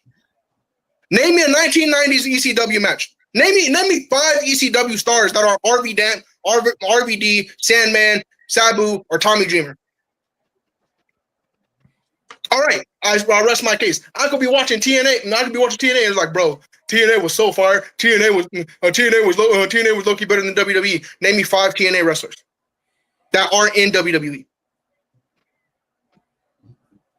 All right then, exactly. It's just like it's fucking retarded. It's fucking stupid, and it's like my bad. Sorry, it's fucking stupid and dumb. That was funny. bruh. Nah, man, for But real. nah, Granted. Me, I love Smooth. Smooth's one of my best friends. So Smooth's one of my guys. But yes, he is a casual fan, and I love him for being a casual fan. He doesn't know everything about wrestling. He doesn't know everything Oh, I about think you're muted. wrestling. He doesn't know We everything. can't hear you, Smooth. Yeah, he doesn't know everything about wrestling outside of WWE, which is okay because that gives me, as his friend, the opportunity to show him different forms of wrestling, like ECW, like TNA, like independent wrestling, and it gives me that platform. I could have gave you some ECW matches in the 90s. Yeah, I have them right now. That's you, though, Deontay. That's the you. thing, the thing that I hate is when people come to me and I'm talking to somebody who is knowledgeable. I could be talking to Deontay, I could be talking to TJ about independent wrestling or about different forms of wrestling, and you butt in and say, "Oh yeah, I know these wrestling shows and these wrestling wrestlers and all this stuff too." No, you don't. Don't do that. Don't say that. If you don't know, you don't know, and if you don't know, we can teach you. It's simple like that. It doesn't have to. A perfect example. Literally earlier when they were talking about NXT, I was sitting here quiet most of the time. Why? Because I'm not knowledgeable about NXT. I gave an opinion where I could actually expound upon. Like for everyone watching, my brother just now starting to get into NXT. A lot of people I know are starting to get into NXT. I'm in and out. You feel me? I'm not that versed, so I play it this way. Let them say what they say, and then if I felt like there was something I could talk about, I jump in. Yes, I look at it this way. Bro. You could be a wrestling fan no matter what. If you just like watching WWE, you're a fan. If you like watching AEW, you're a fan. If you like watching both, you're a fan. You're a fan as long as you enjoy wrestling. If you don't want to watch AEW, that's perfectly fine. If you don't want to watch WWE, perfectly fine. If you don't want to watch both and watch TNA or something else like that, perfectly fine. As long as we're not being tribalist, spewing tribalism. And I'm not gonna lie, that's what happened in my opinion. I will say the creation of AEW has changed the IWC forever. One thing, bro. I'm not gonna lie, social media on Twitter is so bad to look at now because it's AEW fans hating on WWE and they have no reason to do it. Same with WWE fans. It's a war. It's tension all the time. Unnecessary war at that. None of the wrestlers if the higher ups really wanted to, and the wrestlers convinced them to, we could probably have a fucking WWE AEW Forbidden Door if everybody exactly. Everybody on the same page. A lot of them are already friends. The wrestlers will be on the same page. It's the higher ups and the companies getting their head out their ass. Mm-hmm. Yeah, so because of what TJ? Niggas who keeping that shit from happening. Yes, because of what TJ? Ass niggas. Because of what TJ? Because of what TJ? Egos. That's why egos. Yes. I'll give you an example. So Sunday, I posted on TikTok that during the Nikki Bella and Becky Lynch match on how Nikki had missed her little springboard kick on Becky. I will say yes, Becky was supposed to be right there, but on my caption I said, "Look, I know she's did a lot for the wrestling business. Kudos to her, but I don't want to see Nikki Bella in a wrestling ring." And niggas were in the comments hating on me, but I'm like, bro, Nikki Bella can't wrestle for real. And sorry, there's shout out. I'm gonna say, I'm gonna say Shout out this hashtag girl named, hashtag Brie Bella better. Hashtag Brie Bella better. I said what I said. Hey, shout out this girl wrestling with Kesh. You know, she has said, you know, Becky Lynch and Nikki Bella was an all right match. I thought it was bad because one, they don't have no chemistry. Two, Nikki Bella cannot fucking wrestle. She does. She's nowhere near. She should not be in the ring with Becky. I'm sorry, bro. And I'm glad this will be their first and only match. She did not need to be in that ring with Becky. Hashtag And Brie Bella people are better. hating on Becky now because they don't think Becky Lynch is a good wrestler either. I'm like, bro, what the fuck? And that shit happened. Hey, that shit keep happening when Becky has to carry somebody in the ring. I hate that. Why is it that when Becky got to carry somebody in the ring and the other person's doing bad, people try to direct it on her? Yeah, What's wrong it with happens y'all? all the time. The fuck? That makes sense. We've seen the countless greatness that Becky has done over the years. You can't say Becky is a bad wrestler. We've seen her. It was crazy because niggas, motherfuckers were in Kesha's comments when she posted that, trying to give Nikki Bella the benefit of the doubt because Becky and Nikki don't have no chemistry. Even if they had chemistry, it would be a botched match because Nikki Bella can't fucking wrestle. Exactly. Hey. All I'm gonna say, hashtag Brie Bella better. Hashtag Bella Army. Hashtag Brie Mo.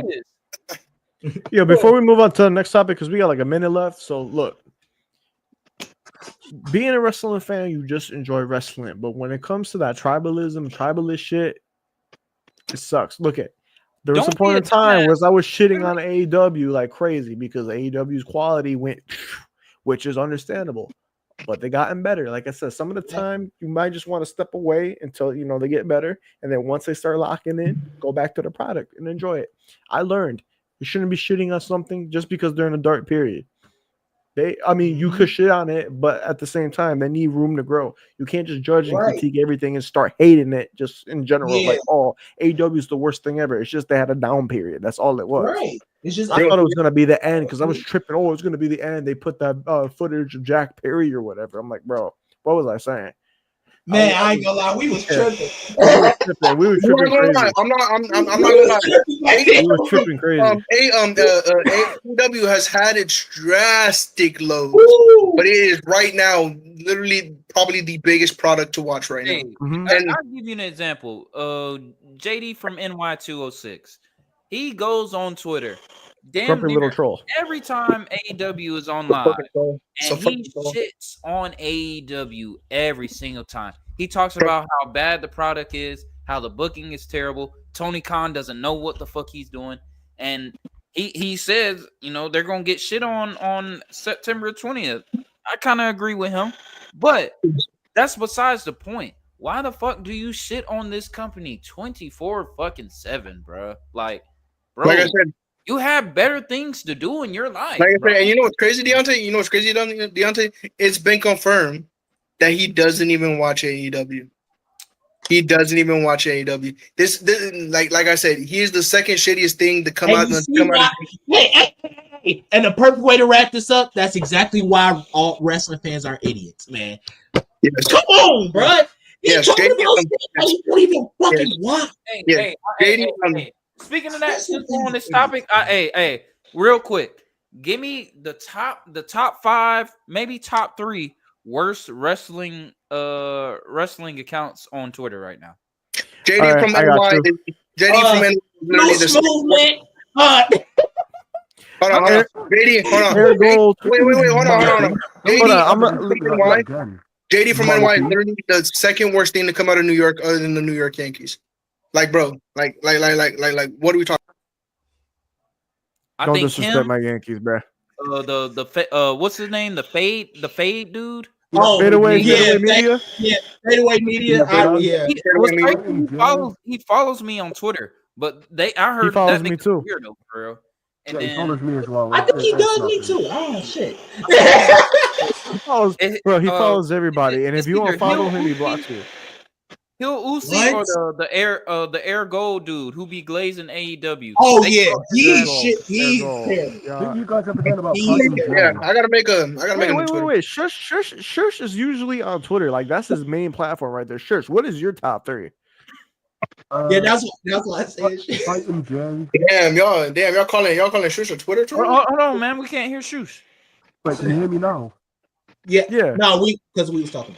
Oh, Titan J. Yeah. Yeah.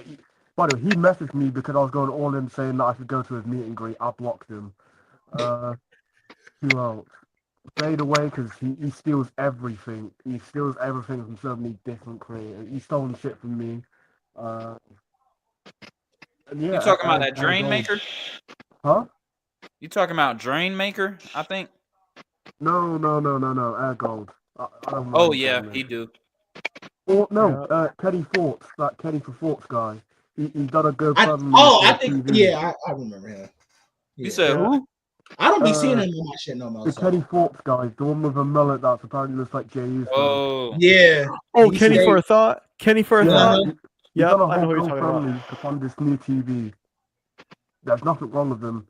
He tried to raise money for a new TV. Just saying. Yeah, Twitter, IWC Twitter is an asylum. I'm just gonna say Yes, that. But let's man, get on to right the next here. topic. Let's get to the next topic. We got a couple more that we could do. So let's see. Yeah. Let's see What here. are we doing? Interesting. Carrying cross. I low-key wanted to go up one. But Hold on. Let me go Man. first. Hold on. we talked about him before on the pod. So. We did. We definitely did. There's not really much we can say. You feel me? That we haven't already said. No, I gotta go first on this one. Oh well, shoot. Actually, there is because. Hold on. I gotta go first on this one, bro. All right, your time starts now. He's in GCW now. What's the thoughts? Rumble in WWE fucking history, bro. What are we talking about? No. Cross. What did he do? What the fuck has he done yet for you to consider him a fumble? Did he say the biggest fumble in WWE history? Yes. What has he done yet outside of WWE? What are you talking about? He's a two-time NXT champion, dog. What Adam Cole say? They made him special. Hold on. But Braun Breaker's a two-time NXT champion, and he gets fucking pushed to the moon. This man single-handedly got himself over. Single-handedly got fans. Single-handedly had people cheering his name, cheering "We Want Cross." But yet, well, you got him. We want Bork, right? Yeah, we want Bork. You thought they were gonna pull an R-True? Now you look at R-True. Like, bro, bro, this fucking company is so fucking stupid. That's what the fuck that is. Y'all push them. Y'all push somebody like fucking Sami Zayn, who is no longer an underdog. And yet, Karrion Kross, I'm like, oh yeah, you're gonna lose not once but twice to Sami Zayn. You know, because he's an underdog. That's fucking stupid. It's fucking stupid. Karrion Kross, the minute he came back in 2022, should have immediately been in the main event scene, and y'all fumbled it because y'all didn't want Roman Reigns to fucking lose. That's the only fucking reason. Hey, wait. I like how passionate you are. I just have a quick question. What is your favorite Karrion Kross match that happened on the main roster? My favorite Karrion Kross match that happened on the main roster? WrestleMania 40, the tag match between the Street Profits and Final Testament, and I stand on that. The World Champion and the Elite Tag Team wrestlers are in the ring, and shout out to AOP because they know hoes either. I'm just saying, you going really hard for somebody who really isn't like that in ring. Yes, he got the character work, but it's like y'all was saying that shit was born 6 months before the chant started going wild. Stop the bullshit, y'all. Come on, bro. We know who Karrion Kross is. He hasn't fucking changed since we dislike him. I feel like the only reason y'all started chanting because one, he had that crazy ass fucking unscripted promo on that fucking after pay-per-view shit. I forgot what it was. But yeah, he had that crazy promo, and the product at the time wasn't good. He was our beacon to voice our frustration. That's all Karrion Kross was. He was a beacon to voice our frustration because he was also frustrated with the product as well. He was frustrated with his position as well and voiced it to all of us. And we was frustrated with it, so we used him. And now that he's gone, how many people are looking for Karrion Kross in GCW? A lot of people. What are we talking about here? Like, what are we talking about, people? Like, bro, he was advertised as the main event of GCW. What are we talking about? Fall and prey? Yeah, WWE is a fucking fall and prey on it. You know what? I'm not even gonna say that because that's not PG. But like, bro, I won't say WWE fumbled. I would say Vince McMahon fumbled. Vince McMahon. Oh yeah, and, okay, that's a good point because all Karrion Kross coming out of NXT got ruined in one match. Here's my thing though. The character work, immaculate. Chef's kiss. I loved him in NXT. He's a multiple-time NXT champion. You moved him to the main roster. The first thing that happens to him, he loses to Jeff Hardy only because Jeff Hardy came back with no more fucking words. Come on, bro. And then after that, you put him in this fucking ring gear that looked ugly. We put in a gimp suit. Then you took Scarlett away from him in the situation, and it was terrible. You cut him. He actually does cool in the indies. You bring him back. I thought you're gonna put him in the main event scene because I wanted to see Karrion versus Roman because Roman needed more fucking opponents. He did. Okay, cool. Mm-hmm. You let him beat what? He had faced Drew in that strap match. Yeah. Oh yeah, that strap match was fire. Yeah. Then Was literally that main roster match. TJ. Shout out Drew McIntyre, my nigga. Then after that, he disappeared. He literally disappeared. He disappeared. Then y'all decided to, let him get over. You bring the final testament, which I thought it was gonna work because I actually fucked with AOP, and then you brought back Paul Ellering, who was great with AOP, but you fumbled that too. That shit was ass. Like I said, his in-ring work is not good. It's all right. But, bro, his character work is immaculate, and he can talk on the fucking mic. That heel shit he was doing when he basically was a character where niggas was just turning heel, like, that shit was good. It was working, but that's the thing. They didn't give him the attention he needed when he was doing good work. And now that we didn't give a fuck about him, they want to put him on screen more. That's when people started getting pissed off. But once he got pissed off, we got pissed off with the rest of I'm not going to lie. Him having a feud with Sammy Hogan was probably the beginning of the end. Because I knew once he feuded with Sammy Hogan, it was over with. Yeah, Then we found out, his contract was coming. And I'm sorry, y'all did him so wrong, bro. I'm sorry, y'all did him so wrong. Y'all waited until the last fucking minute, to give him a fucking contract. But y'all decide to not give his wife a contract. Who basically Scarlett is phenomenal. She's phenomenal as a manager. And she makes Karrion Kross who he is. Mm-hmm. For the fact that y'all not give him like I said, for anybody who watched the vlog from Karrion Kross, he has literally said, if there is no Scarlett, there is no Karrion Kross. If there is no Karrion Kross, there is no Scarlett. They are a package deal. That's respect, and I love that. It's the same thing. It's the same thing with the Young Bucks. It's the same thing with the Hardys. They are a package deal. If one of them gets signed, then the other one doesn't get signed. You can't say that. You know damn well Jeff is good on his own, and Matt Hardy good on his own too. Just not as much. But you can't say that about the Hardys. But your point still does stand though. Package exactly. Deal. Yes. If you can't sign one and not sign the other, they are a package deal for a reason. Scarlett makes what Karrion Kross is. Karrion Kross makes Scarlett look great. Mm-hmm. It is a package deal for a reason. That's like me saying, "Oh, I want Matt Jackson and only Matt Jackson, not Matt Jackson and Nick Jackson." That makes no fucking sense. They're brothers. They have been a tag team for 15 years. What's going on, Deontay? What's going on? What happened? Who is that? Who is that? Who is that? Who is that? Who is that? Who is that? Who is that? Who is that? Who is that? What's happening? It's watching NXT. Something's going Hey, down. something crazy. Turn the TV. I don't care.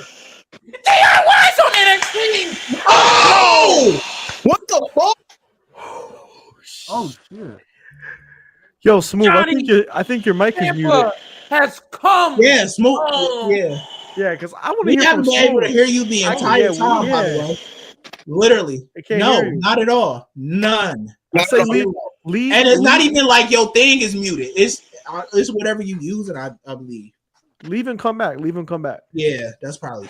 All right. Honestly, I say we can end this carrying cross conversation. I'll actually, matter of fact, I'll give a quick thought of everything. Yeah, Karrion Cross had potential. They just failed to utilize that potential. Like I was saying earlier with Triple H's booking, you got Carmelo Hayes, you have Theory. Prime example here too, Karrion Cross. I can say that, but I just feel like who y'all are saying Karrion Cross. Can y'all hear me? Can y'all hear me? Was going to be. Yep. Yes, we can find. DIY? Yes. DIY? Yeah. Swear to God. Hey, this whole like hour 30 minutes, we couldn't talk, and he couldn't give a single opinion on anything. Hey, when we get to that Cena farewell tour, I'm letting him speak. I'm giving Oh yeah, him he the gotta first say thing. his piece. I will But yeah, say I just feel like though. Look, Karrion Cross was not a good in ring. He's decent, but for me, the mid card is already bad because we don't have that many wrestlers in the mid card division, and we need more people in the main event scene. You could step Karrion Cross right in the mid card division. You could have gave him the mid card title, bro. That's what I'm saying. That's my point, Deontay. Don't act like Karrion Karrion Cross was right there. That's my problem. Y'all treating Karrion Cross and pushing for him like he's this world type, like he's this next face or some shit like that. He is a mid-card, upper mid-carder, and that's what's his ceiling. And I agree, they did not utilize him to the best of his ability to reach that potential. I agree with that statement. Y'all just overblowing his fucking potential. He was never going to be that top guy y'all thought he was. He was going to be an amazing upper mid-carder, maybe lower level main event, if that, at the max. But he was never going to be this fucking face. You feel me? This guy winning multiple world titles. That's my thoughts on. All right, let's move on to the next topic. I say, okay, we gotta. We'll do a couple more. All right, come on, give us something good. Give us something good.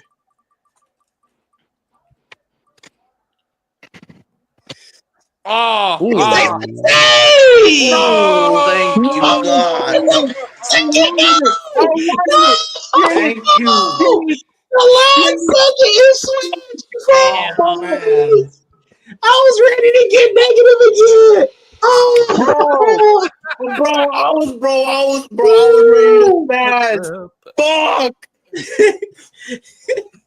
okay. All right. What's the topic again? Triple A, WWE, and TNA merger. Can I speak? Go crazy. All right. This is 50-50 for me. It feels like WWE is benefiting a lot more than AAA and TNA are. TNA, their world champion, is an NXT superstar. TNA's women world champion was an NXT women's superstar for the last several months. Now they got Dana Brooke or Ash by Elegance or whatever her name is now. They gave it back to a TNA star. But lately, I just been feeling like WWE has been benefiting more than TNA and AAA. I thought this would have been a perfect opportunity for TNA and AAA to really garner in more viewers, garner in more fans. Mm-hmm. But from the looks of it, nobody really seems to care about TNA like that no more. There's only a little bit of people that do. Let me stop you right there real quick. I agree with you, but at the same time, it does have its benefits because I don't know if you heard at one point, but TNA was talking to multiple, networks about getting, a bigger network deal. Like, ooh, Peacock, I never knew that. I heard about that. Those other networks, they, talking about getting a deal. AAA, on the other hand, I don't know how that's going to work because AAA. It's the infancy stage. All I'm gonna say, if Peacock gets TNA's catalog, it's fucking raps. It's fucking raps. It is raps. It's fucking raps. And all I'm gonna say is this. All I'm gonna say is this. there's only one thing and one thing only that will ruin this merger. Guys y caballeros, prenden sus cámaras para ver a excelencia Alberto.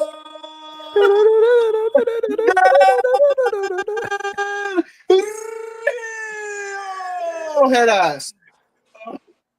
That is the one thing that will, and it frustrates me. It frustrates me being a fellow Mexican, because why the fuck are we wanting this piece of fucking? You know what? Yeah, Dev. Why do your back? people? Yeah, Dev. Why does your people want him to come back for? Huh? That's crazy. Shut up, Puerto Yeah. Rico. Why? Nuts. Shut up, Puerto Rico. Your people Anyway, Why? You supporting this? Are you supporting? Your Why are your people supporting this? Outrageous. But here's the thing about Hey, at this least I'm not merger. Mexican. Why? Why do we want this piece of shit back? Vikingo's not the rightful champion. Vikingo's a Mickey ass champion. Vikingo's not our real champion. It should be. Shut the fuck up. How about that? I hate to say it, but The King Shut the fuck up and like it. I hate to say it, but Vikingo is getting that Roman Reigns treatment from 2015. Hey, He's crazy. fucking stupid. Dom, I'm sorry. Dom is winning that title at Worlds Collide, bro. Oh, I'm He so- is. He is. He's That's the other thing I want to El talk about. Grande. That's the other thing I want to talk about. I'm not gonna lie, these World Collide pay-per-views, they're good. They're good. And Because the plus, the positive. Wait, hold on. I'm not done. Hold on. So the pay-per-views are free on YouTube. The World Collide events and everything free on YouTube. That is a plus. I will give them that. It is a plus. Definitely. Hold on. So are some of the TNA pay-per-views. Wait, are they? No, Yeah, they're free on YouTube, and they stream on Twitch. Well, I mean, those are like the replays, right? Yeah, No, They gotta be replays. those are live pay-per-views. They gotta be replays because there ain't no way. They 'cause got yeah, like they this don't small they've people done stream it your that flag. one time. No. If they're live pay-per-views, I would have been watched it by now. They streamed Because the shows were live on Twitch. they streamed TNA Resurgence on TNA Resurgence, the most recent one on Twitch and YouTube. All right, I will give them that. Then the plus about that, they're able to show the shows like the pay-per-views on live streams, like YouTube and Twitch. But I just feel like TNA definitely should just be having TNA wrestlers be world champion on WWE screen, like a WWE TV, instead of a WWE wrestler being TNA champion on WWE screen or TV. If it doesn't lead to an invasion, it got to lead to an invasion angle for your own World Collide. Come on, TNA. Yes. How the hell Triple H got two before you even got one? Here's my question. You're not fucking with Trick in it?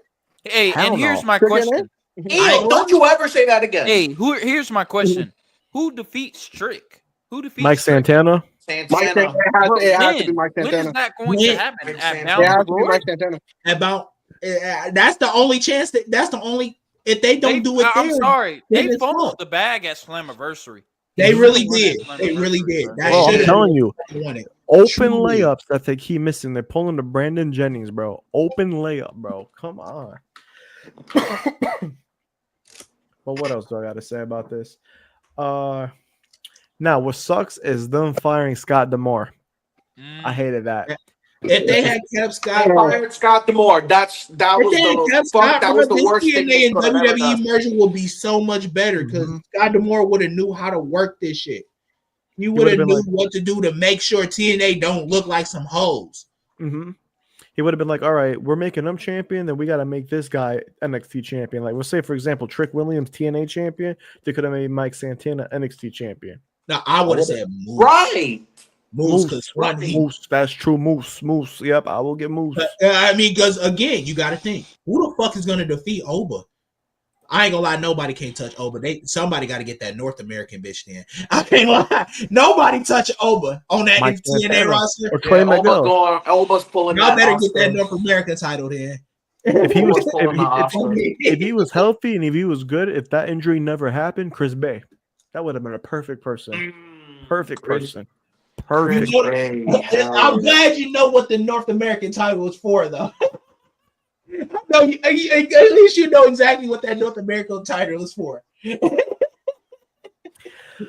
But I mean, if y'all don't have anything else for this merger, we can move on to the next topic. Yeah, it's just like you feel me.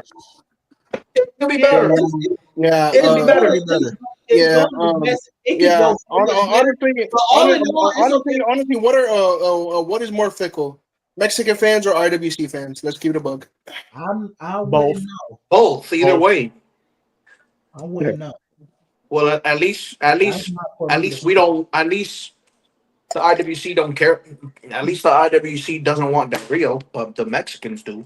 Apparently, It's That's because so- it's that's because so you have weird to to see me. it. You have to see it from this point of view. Del Rio has been their champion for the past 5 or so. For the past 5 or so years, he has been holding it. He's been holding it down in AAA, which is fine. They think that Vikingo all of a sudden comes in, beats their world champion, and basically a paper champion. He basically to the eyes of the Mexicans, he got a Mickey ass win, and so Dominic Mysterio is now their shining light to bring home the championship. Because Mysterio. let's go, Dom. He win. And that's next week, right? That's basically Yeah, they're next saying week. if we can't get Del Rio, then give us Dominic Mysterio. Yeah, but you Come don't on, understand. Dominic. Vikingo sucks. Come on, Dominic. Vikingo sucks is crazy. He does. Hey, and guess what? Hey, Sound just like the. Shush, and guess what? Shush, and guess what? I mean, but wait. Shush, and guess what? Where's Chad Gable? Ooh. Exactly. Injured. All right. You can't say that. He's injured. That's I don't still give a damn. count. I don't even fuck him. What you talking about? He's All right. El Grande. All right. Isn't he El Grande? Hold on. We're gonna move on to the next one. I thought he was El Grande. Yeah, I was a Grande Americano more over than Chad Gable. Make it make sense. Because fans are stupid, like you said earlier. Something good. Ooh, no, stop. Stop, please. Yes. I thought it was Honestly, gonna be WWE and I only wanted it to not be Sami Zayn yet because I need the Hogan agenda first for me to talk about Sami Zayn. To be honest with y'all, I need Hogan agenda to pop up first before I can talk about Sami Zayn. So I'm glad it stayed on WWE on ESPN. All right, our time is going to start now. Do y'all Bullshit. Money grabbers. the fuck, man? Literally, bro. I'm barely making ends meet out here, WWE. I'm trying to preserve as much as I can. It's hard paying this rent. It's hard paying the lights and bills, man. Hold on. I can't For the do people, it. hold on. I can't pay for all this shit, man. Netflix, Peacock, Hold on. For the people, YouTube TV, please. Please. TJ. For the people who watch the movie, I can't eat. I'm broke, nigga. I'm broke. Come on, bro. Like, bro. I'm broke, nigga. I'm broke. You think I'm you think I'm paying $30 for it? What can I do to get WWE Network back for $9.99? I'm That's what I'm sorry, saying. bro. That's what I'm saying. You don't have to go on a time machine. As You much don't have as to go I on a time love machine. Peacock, nothing beats WWE Network. I mean, if you got on a the network, literally if you on got the a network, VPN, you could go if you got to a VPN. you could go to an old pay-per-view and just click on the match that you want to watch. On Like the Peacock, timestamp. you literally have to watch the whole fucking pay-per-view. That shit is Yeah, ass, bro. Yeah, like I'm saying, you can get a VPN. You can get a VPN and do it. That's probably what I'm gonna fucking do. And probably what I'm gonna fucking do for Netflix because $30 fucking is egregious. I personally This is What are you doing? egregious. Hold on. I'm gonna tell you this. The only fucking way that this makes sense to pay $30 is if I'm getting the WWE, the NBA, and the fucking NFL. And I know that's not happening because the NBA is going to You fucking are Peacock. getting that though. You are getting that. No, And college football. no, we're not. The NBA signed a deal with Peacock, and most of the games are going to be on Peacock. Oh God. Yeah, So- because they went NBC now. They went NBC That's now. true. Oh, yeah. We went That's NBC. NBC and Amazon Prime Video because games are going to be on Prime Video too. Oh my! Wait, I You got know Amazon what? Prime. You know what? This is exactly what the WWE on ESPN is the catalyst of a much bigger problem, and that's everything moving to streaming services. Yeah. And you know what's Look at crazy? the amount of You know shit what's we crazy? have to pay for just to watch certain things, yo. Everything used And to bro, be on and one what's place. crazy about it, TJ? Niggas are becoming money hungry. When WWE first went to Peacock, it was $9.99. Now you gotta pay $17 fucking for Peacock. Yeah, But Here's the thing. Money Here's the thing I want to guys. say. Here's the double thing. fucking price. NXT pay-per-views are still going to be on Peacock, and the regular main roster WWE pay-per-views are going to be on ESPN. So now you're paying $17 to watch NXT pay-per-views, and then $30 to watch WWE. And I'm gonna assume the WWE catalog stays on Peacock as well, or is that moving to ESPN? nah, it's That's staying on moving to Peacock for ESPN too. now. Staying on Peacock. It's staying on Peacock for now, but coming next year, it is moving to ESPN. Wait, But- for real? Big move. but- I like yeah, it. it is. I support it. I support Yeah, it's bringing in stuck, bro. It's ESPN. stuck for us, bro. Like I said, I said this on the pod before. I said this on the pod before. Wait, hold on. Hold on. Hold on. Let Shush speak real quick. Shush, what did you say? Triple H. I said I support ESPN and WWE together. You know. Oh my No, god. fuck you, Shush. You overseas. That's why you don't got to You're listening to that? You're listening to Triple K? Els in the chat. You're Yo, supporting Els in the Triple chat. K? Els in the chat. Els in You the know what? chat. You know what? Shut the fuck up and eat your cheese and crumpets. First off, for the Americans, this is fucking egregious. Also, how the fuck does the UFC have a better deal than the fucking WWE? because Paramount UFC Plus. ain't worth what WWE is. I said that already. Bro, Hey, Paramount Plus. Angel. Paramount, Hold on. bro, Angel, Paramount Plus. Angel. I just want to say this real quick, Angel. Streamies, bro. I'm sorry to break it to you, but they shut it down. Crazy to say. I know what I'm using, but I know what I'm using, but I'm not disclosing that. But I but be anyway, watching it with friends and shit. Like it's like 60 of us in one little. but also, little hub. but also, You know what I'm talking about?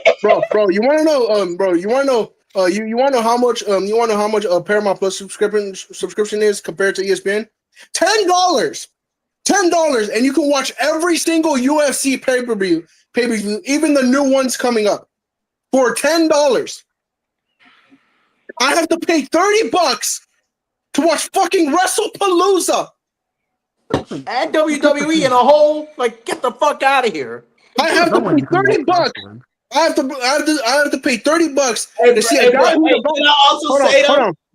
No, I'm not done. Go ahead, because I just got one little.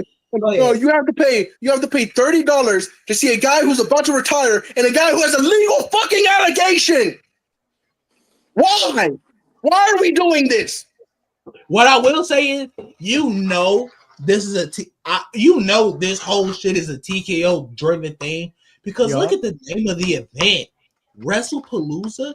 What wrestling fan that speaks to in the modern age? The fuck? That shit sounds like a Coachella like sub event or whatever. I don't fucking know. Bro, WrestlePalooza. Nigga, that sound like the first idea for WrestleMania. Taking that shit from ECW. That shit sounds like a GCW event. WrestlePalooza was a ECW pay-per-view that went terribly, and you wonder why they never used the name WrestlePalooza ever again. That shit doesn't sell. It just feels like an off-brand WrestleMania. It doesn't feel like an actual wrestling event. It feels like some kiddie shit. Dead ass. It feels like it's for kids. That's what it genuinely sounds like. It's for kids. Wrestling isn't that. Like bro, WrestlePalooza sounds like WrestleMania light. That's all it is. WrestleMania zero sugar. That's literally what this is. So y'all trying to make something more for mainstream when it was never meant for a mainstream. Y'all trying to make wrestling a mainstream thing when it was never meant for a mainstream audience. It's such a niche and it's such a niche thing to like. Yet it exposed because of how global Vince McMahon made it.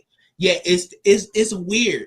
Wrestling is such a weird thing. It's like it's mainstream, but it's still not looked at as mainstream. So you really just got a piece of those hardcore fans for it to stay mainstream and stay popular. because the shit we like, we'll tell y'all what's the awesome shit to do that will make it go crazy. Y'all do it right, y'all shit go crazy, and that's what makes the celebrities come in.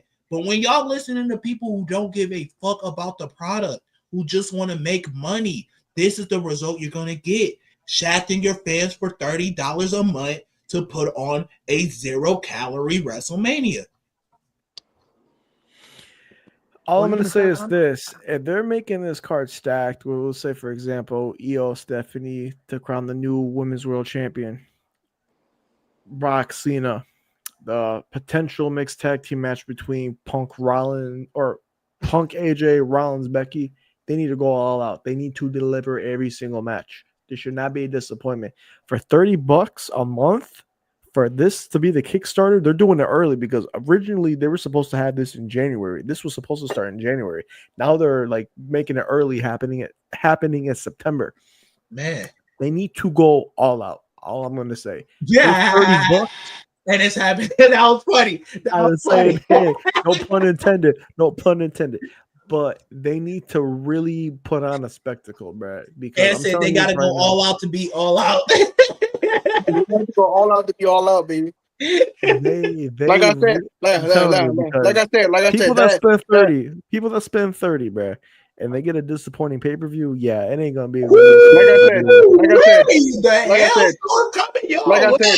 said, the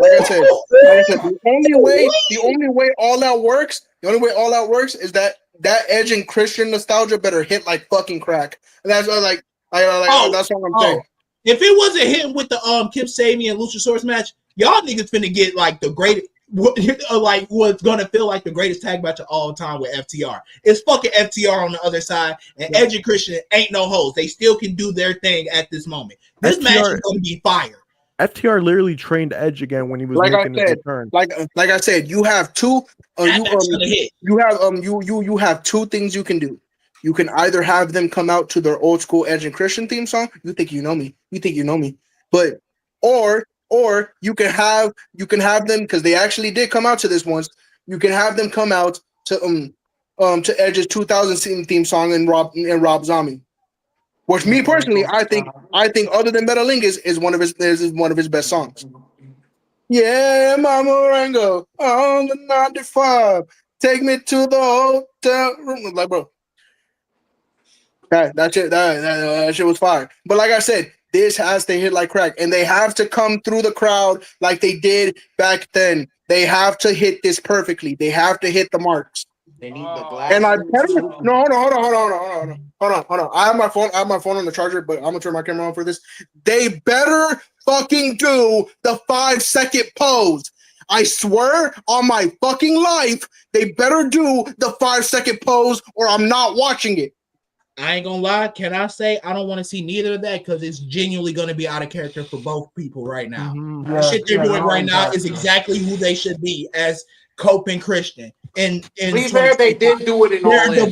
They're acting like a divorced couple. They can't stand each other, but have to do this for their children. And the child is wrestling. So yeah, I like that aspect a lot better right now than the nostalgia. Like I said, the thing going down the line is them being tag team champions. So they have to do it eventually. No, they literally just said we're only doing two things. I'm helping you with your problem. You helping me with my problem. And that's it. And now, honestly, that's all I want it to be. That's the perfect way to do it. Give us these quick 2 matches and keep it pushing. We don't need, I don't need y'all getting hung up in nostalgia. Advance the you feel me, younger talent. Please don't make it about yourselves. Listen, I'm just happy that TKO kept Netflix for the UK people. Shout out TKO. Keep doing the great job that you're doing. Yeah. What's the capital of Italy? Boot. I said I saw wrong, bro, man. All right. I say we do 2 more, and then we're going to talk about Cena's farewell tour. Call it a stream. Let's do that. Okay. Because we did talk a lot. We did talk a lot. We had some good debates, had some good discussions. So let's get right into it. This will be number 1, number 2. Then we're going to get into the Cena farewell tour, unless we actually hit it. Oh, you know. We get into it now. Fuck is we What do you talking know? about? Yeah, well, shit. I think we're gonna end it off here. We're gonna Fuck. end it off here. Alright. I think we're gonna end it off here. Fuck it. We'll talk What do about you it now. know? Then. All All right, right. I want to go first. I want to go first. We're having smooth. We're having smooth. Nope. The man that hasn't got to talk all stream. We're gonna. We giving him Guile, this. You talk. Yeah, you talk the most on stream. So no. Thank you. Thank you. All right. Time is starting now. So smooth. I'm gonna give you the full screen. Give your thoughts on the whole farewell tour. We are 75% done with this farewell tour. We're in the single digits now. It's almost done. It's almost done. I'm glad I got to be a part of it in SummerSlam. It was fire. That whole match with him and Cody was something I'm never gonna forget because I was a part of that farewell tour. I wish he had better opponents. I really did. Like I really want. I want him like AJ Styles. I wanted him to fight AJ Styles again. But if you guys saw the post show of Clash in Paris, it ain't gonna happen. I'd love to see him fight Dominic, but I'm not sure if that'll happen either. Gunther would have been hard. It would have been no matter what. But this farewell overall, Who had a layup with AJ? Yep, they could have had a banger. But like overall, I'm honestly 50-50 with this farewell tour. Like part of me loves it, but at the same time, it felt kind of rushed if you think about it. Because like that heel turn was so rushed. It was great for what it was at the moment. It was great for the moment, but like fuck The Rock and fuck Travis Scott because they couldn't fucking help Cena with that shit. So that stooped really low.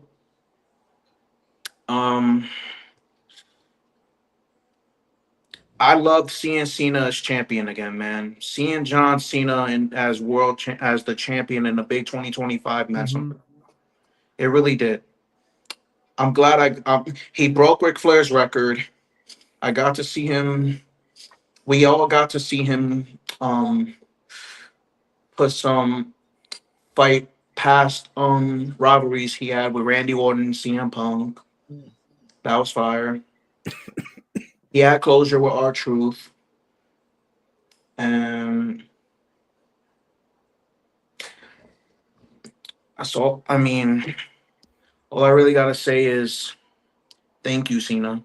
Thank you so much, really. If this is really it, like December's gonna be your final match ever, or your final time wearing the jorts. Thank you, man. Really. Thank you so much. You're the Truly, GOAT. I will say, what from his speaking, it got me thinking, and it's funny when you really think about it. This year is really telling. It really encapsulates John Cena's career. He's always had to turn bullshit into something good, and sometimes it lands, sometimes it not. But we always know John Cena is giving us him completely, and we're gonna love him through it all. That's literally how this year went. That's the story of his career. He's been given something good, he's been given something bad. But John Cena puts his all into it no matter what and tries to make it work, and we love him for it. That's why he's the GOAT. So me personally, like the heel turn, I've always said it, top 3 heel turn all time. I don't care how recent it is, top 3 heel turn of all time. Didn't really expect it, the execution, everything, everybody that was a part of it, chef's kiss. The actual heel run. Hold on. Can I say something? It was rushed. Speaking of that, that takes away from it being top 3 heel turns of all time because of what happened after. Yeah, speaking of that, I don't give a fuck. We know. I love this heel turn. His heel turn was great. What about a little heel turn? You feel me? To me it was the best thing in this promo. Because the thing is, he literally said it in the first promo. You weren't supposed to like the heel turn. It's what made it great. You weren't supposed to like it. It wasn't for you. You are That's literally what he said. you are the most brain dead person ever. Why It's do you believe it's that literally what he said. Man, Why would you let- believe that was the actual point? The only reason that was the point of the fucking heel turn was so that way they can still sell John Cena merch without him having to do any real change. Because John Cena said Bro, himself, if I he gotta literally said, for me to be a heel, I have to risk every remnant of what John Cena is, be the complete opposite of who I am. And all he was just a goofy heel John Cena that we know. the thing is, why does he have to change everything he is? Because Y'all, for him to be heel, he has to get rid of his fucking morals. Hold on, why does he have to lose his change? morals. Why does he have to That's change why. every? Hold on, why does he have to change everything he is? If that's what y'all want, he literally said he's not giving y'all shit. He's still gonna be wearing jorts. He's still gonna be wearing his t-shirts. He's still gonna be wearing his hats because he wants to, not because you guys fucking want him to. That's literally the whole promo of what he said. He said he doesn't want to give you shit. That's why he changed the Titantron. That's why he changed. The point I brought about John Cena trying to make shit amazing when it's not. That's kind of the effect of that. Some people actually is going to think it's amazing and be brainwashed by it. Yael, for example. So I'm telling you, the underlying purpose of everything that's been said, the reason he didn't give us what we want is because TKO wanted to keep the merch sales high. That's why he still wear the same dress and dance, the same costume, because they didn't want to lose that fucking money. I will say this. So back then, 2012, he was supposed to turn heel. He had a whole new get up, whole new theme. That would have worked back then. In the big 2025, last time farewell tour, you really think they're gonna change that up? No. Nope. No. Nope. Nobody's You know the gonna amount of boo him. shirts that he Nobody's gonna has, boo bro? him. The Like, amount of come shirts on. that he had in his run, bro. That's I the think it's been reason over why like we don't 25 get- shirts. Hey, not to interrupt y'all, but yeah, the new account has been made. Y'all go follow the account, Antstroworld Clip. You know what I'm saying? We will Yes, be sir. stream clips on there. You know, so y'all go check it out. You know what I'm saying? Clips will probably be on there either tonight or tomorrow. So yeah, y'all lock in and just keep posting. Yeah, I will put that on the screen as soon as we're done talking and everything. After we wrap up the stream and everything, I'm just gonna say this: we are in lock mode. We are locked in. We are grinding out content. We are going crazy. Y'all been seeing these last several weeks, double streams per week, watch parties. It's gonna be a crazy rest of the 2025, man. Stay tuned, y'all. Stay tuned. But Back to the John Cena farewell tour. Me personally, look. Heel, like I said, the heel turn, top 3 all time, chef's kiss. It was perfectly executed. The actual heel run, mid, like Deontay said, mid. Matches, underwhelming. Storyline purposes, very, weird. Like things didn't make sense. Things didn't align. That's not necessarily all of Cena's fault. It's the people that were incorporated with it from the beginning. Triple H's booking, TKO, The Rock not showing up, Travis Scott. That's right. Like I said, Why I y'all said know fuck The Rock, fuck Travis Scott. the name of the pod, Antstroworld. I'm a Travis Scott fan, bro. But hey, what he's been doing, bro, this whole not sticking to, or you're not, I can't even speak, sticking to the commitment or whatever, being committed to doing this wrestling shit. Yeah, that's disappointing, bro.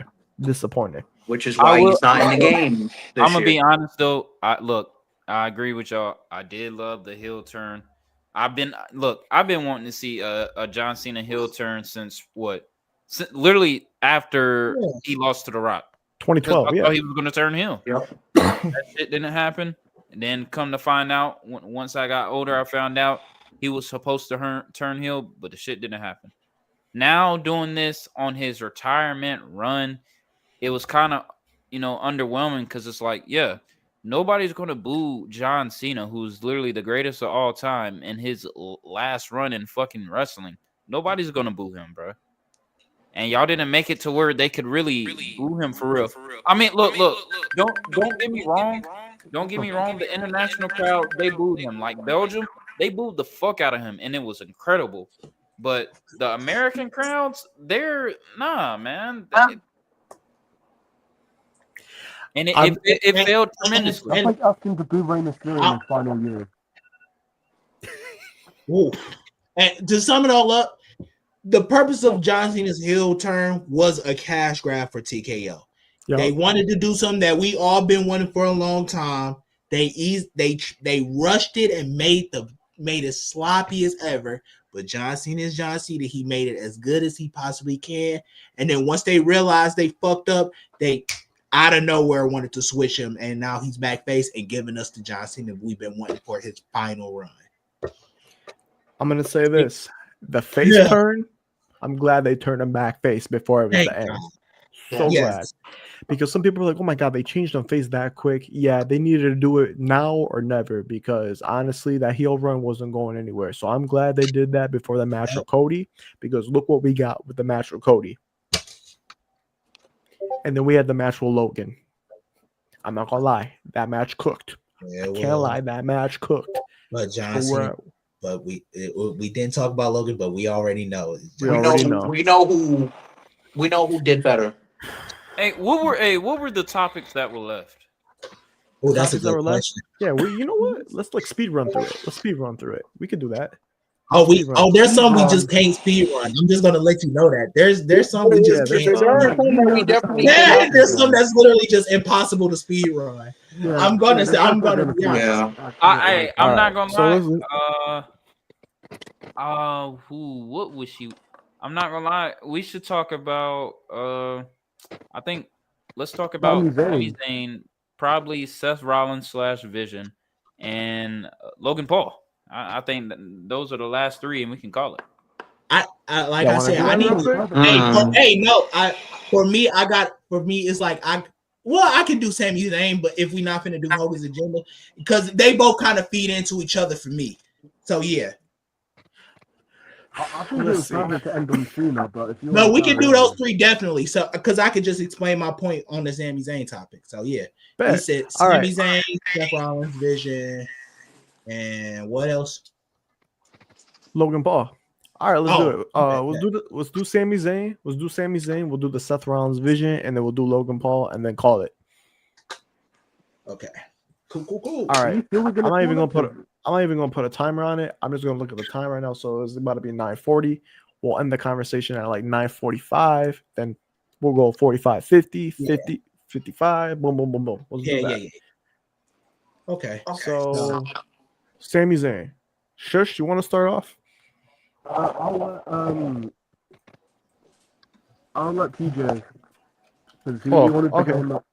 Okay. Because y'all been hearing it all night for the past couple weeks on the pod, Sammy Hogan. And I'm not gonna lie, I was a little bit a part of that train in the beginning. But the more I think, the more I look into shit, the more expound upon things. I don't feel like Sammy is Hoganing at all. I truly don't. Is he overdoing the underdog shit? Very much so. I will agree with y'all on that. But Hoganing, no. Because for him to Hogan and, keep people down, those people has to be worth bringing up. He didn't Hogan carry a cross. Like I said, he wasn't really worth bringing up. Chad Gable is the only one that I will. They hold the shit out of Chad Gable. I can't even argue that one. They hold the shit. They hold the fuck out of Solo. I'm not gonna lie. Yeah, Solo was having an interesting run. Hey. Solo was a mixed bag for me because it's like it just didn't work for the story. I knew Solo was going to lose that title. It's just why to Sammy. There was no reason for it to be Sammy. Sammy should have easily been in that world title scene. Shit, he saw his friend Cody Rhodes get put his head straight through a fuck. He could have been talking shit to Drew McIntyre. Look, And TJ. that's also Look, TJ. a problem with TJ. Sami Zayn. I feel like the higher ups are keep holding him down from being in the main event for real. We all want him to win that world title, but for some reason, he's still being pushed down on the mid card as much as he yelled to the top of his lungs he want to be the world champion. Is that not crazy to y'all? Cause it's just you feel me? It's like he can't really Hogan if he's not getting just win, putting everybody down. It's not a Hogan. That's not a Hogan at all. Look, Hogan was just going through everybody, no matter who. TJ, I'm gonna tell you like I'm gonna tell you like this because she was gonna spit you some bullshit. But I'm gonna just say this. Well, I don't think Sammy is a Hogan, and you're 100% correct. If there's anyone who does deserve the quote unquote Hogan moniker, which I also think is kind of bullshit, it would kind of be Sami Zayn. But I would just say it like this. It's mainly because if you're 5, 6, 7, 8 years in and you're still calling this man an underdog, while he is a 3-time Intercontinental Champion, 2-time Tag Team Champion, and a 2-time United States Champion, and you are still calling this man an underdog. This is not an underdog. I was hoping he is a great wrestler, but he is not an underdog. If you're telling me Sami Zayn in the big 2025 is still an underdog, if that's the case, the fucking Roman Reigns. The fucking Roman Reigns is an underdog. Like I got somebody here. I got somebody here. I knew he would return on this topic. I knew he would come up. So, who want to say something first? Go ahead. Hi, David. Hey. You heard my opinion on the Sami Zayn topic. I heard part of it. Now, serious, I'm looking at you, bastard. What you got to say? I know you're talking about me. What you got to say about Sammy? I'm saying what I had to say about Sammy. Listen. I'll say what I had to say about Sammy. You let me know. I'll say what I had to say about Sammy. For y'all go ahead. You let me know. You let me know. You let me know. Bet that, bro. I ain't scared of this bitch ass. I'm like, all right, but all right. Like I said, while I don't think Sammy's a Hogan, like TJ said, if there's anyone who deserves the quote unquote Sammy, the quote unquote Hogan moniker, Sammy definitely deserves it. If we're 7, 8, 6, 5 years in, and you are still calling this man a quote unquote underdog when he is a 3-time IC champion, 2-time tag team champion, and a 2-time United States champion, that makes no fucking sense. If you are still trying to go through that underdog agenda, that just means you can't give this man another gimmick. That is literally what it's saying. Also, let's keep it a buck. His conspiracy gimmick was the best gimmick he's had. His conspiracy gimmick was the best gimmick he's had. Sami Zayn is one of the greatest wrestlers I've seen right now. I'm not doubting that at all. But if you're telling me you can't give him another gimmick other than, oh, he's the underdog. No, you have a gimmick right there and it's built for you. He's chasing the dream. Do that. He's chasing the dream. Have him chase the world title and maybe win the Royal Rumble next year because, granted, it is in Saudi Arabia. It makes the most sense. I'm not gonna lie. This nigga a fucking underdog when he's not an underdog. Him winning the U.S. title tells me he's not winning the Rumble. That's what I'm saying. Bro, stop calling this man an underdog when he's not a fucking underdog. If you're not gonna push him, then don't push him. Okay. You done? Are you done? This is his guy. So I'll let him know, but I did have some. I got full screen. All right, you got full screen, brother. You're the guest. You came in late. All this bullshit this nigga just said. Okay, for one, right? First of all, you got the nigga accolades right. Sammy is a 4-time IC champion, a 1-time tag champion, and a 1-time United States champion. Okay, boom. Now you keep everybody who keep throwing on this fucking Sammy Hogan slander, all this bullshit, right? Talking about they tired of the same underdog story. Okay, let me ask you this: why the fuck is nobody tired of Rey Mysterio? Not Rey Mysterio. No. I'll tell you why. Because of his stature. That's why he's the littlest nigga ever. He's never going to win in a real fight. To be honest, but do you think Sammy's going to win a real fight? Like generally, like he has more chance than Rey Mysterio. Okay, but even then, so I'll kick the shit out of Rey Mysterio. Hold on. Exactly, TJ. Let me talk. Listen, because remind you, the same quote unquote wrestling fans that are complaining about Sammy's gimmick and Sammy's character were the same people begging for him to bring back that gimmick in 2022. Let's keep it a whole beam right here. Wrestling fans are fucking indecisive. You ain't lying. I remember that, nigga. Like, you cannot tell me in 2021, 2022, these were not begging for the gimmick that Sammy had in NXT to come back. We all did. But it's the fact of, so since that the gimmick is being brought back and he's getting pushed over y'all fave, it's a problem. Now, I'll be the first to admit, with Chad Gable, Chad Gable, I only use it to troll shits. But I said myself that Sammy should have been involved in the world title match at Mania 40. Also, so I'm not denying that. But also, y'all also gotta remember, Sammy's not the one booking the goddamn show. Y'all all, that's the thing about these whole Hogan allegations, like with Becky, with fucking Sammy, other shit. Y'all act like these people are picking their own creative decision and who they putting over and who they're not putting over. Generally, that's bullshit. If y'all want to be mad at somebody, be mad at Paul Levesque or TKO.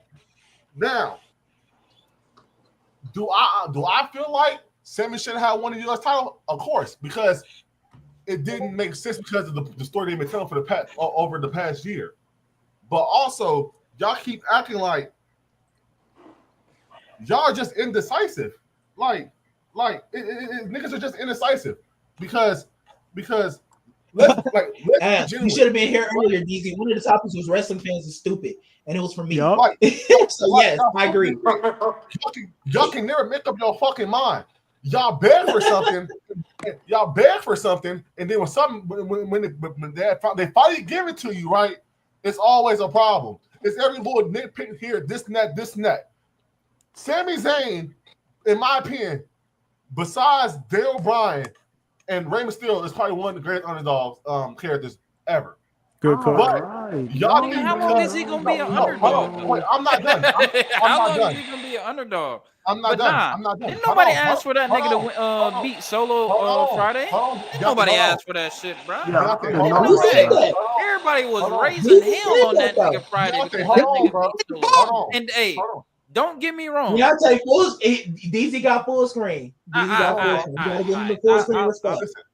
Listen. Do I feel like that certain aspects of his character is not making sense? Yes. And I don't put that on him. I put that on Triple H. I put that on TKO. I put that on Nick Khan. I put the ones that's booking the show.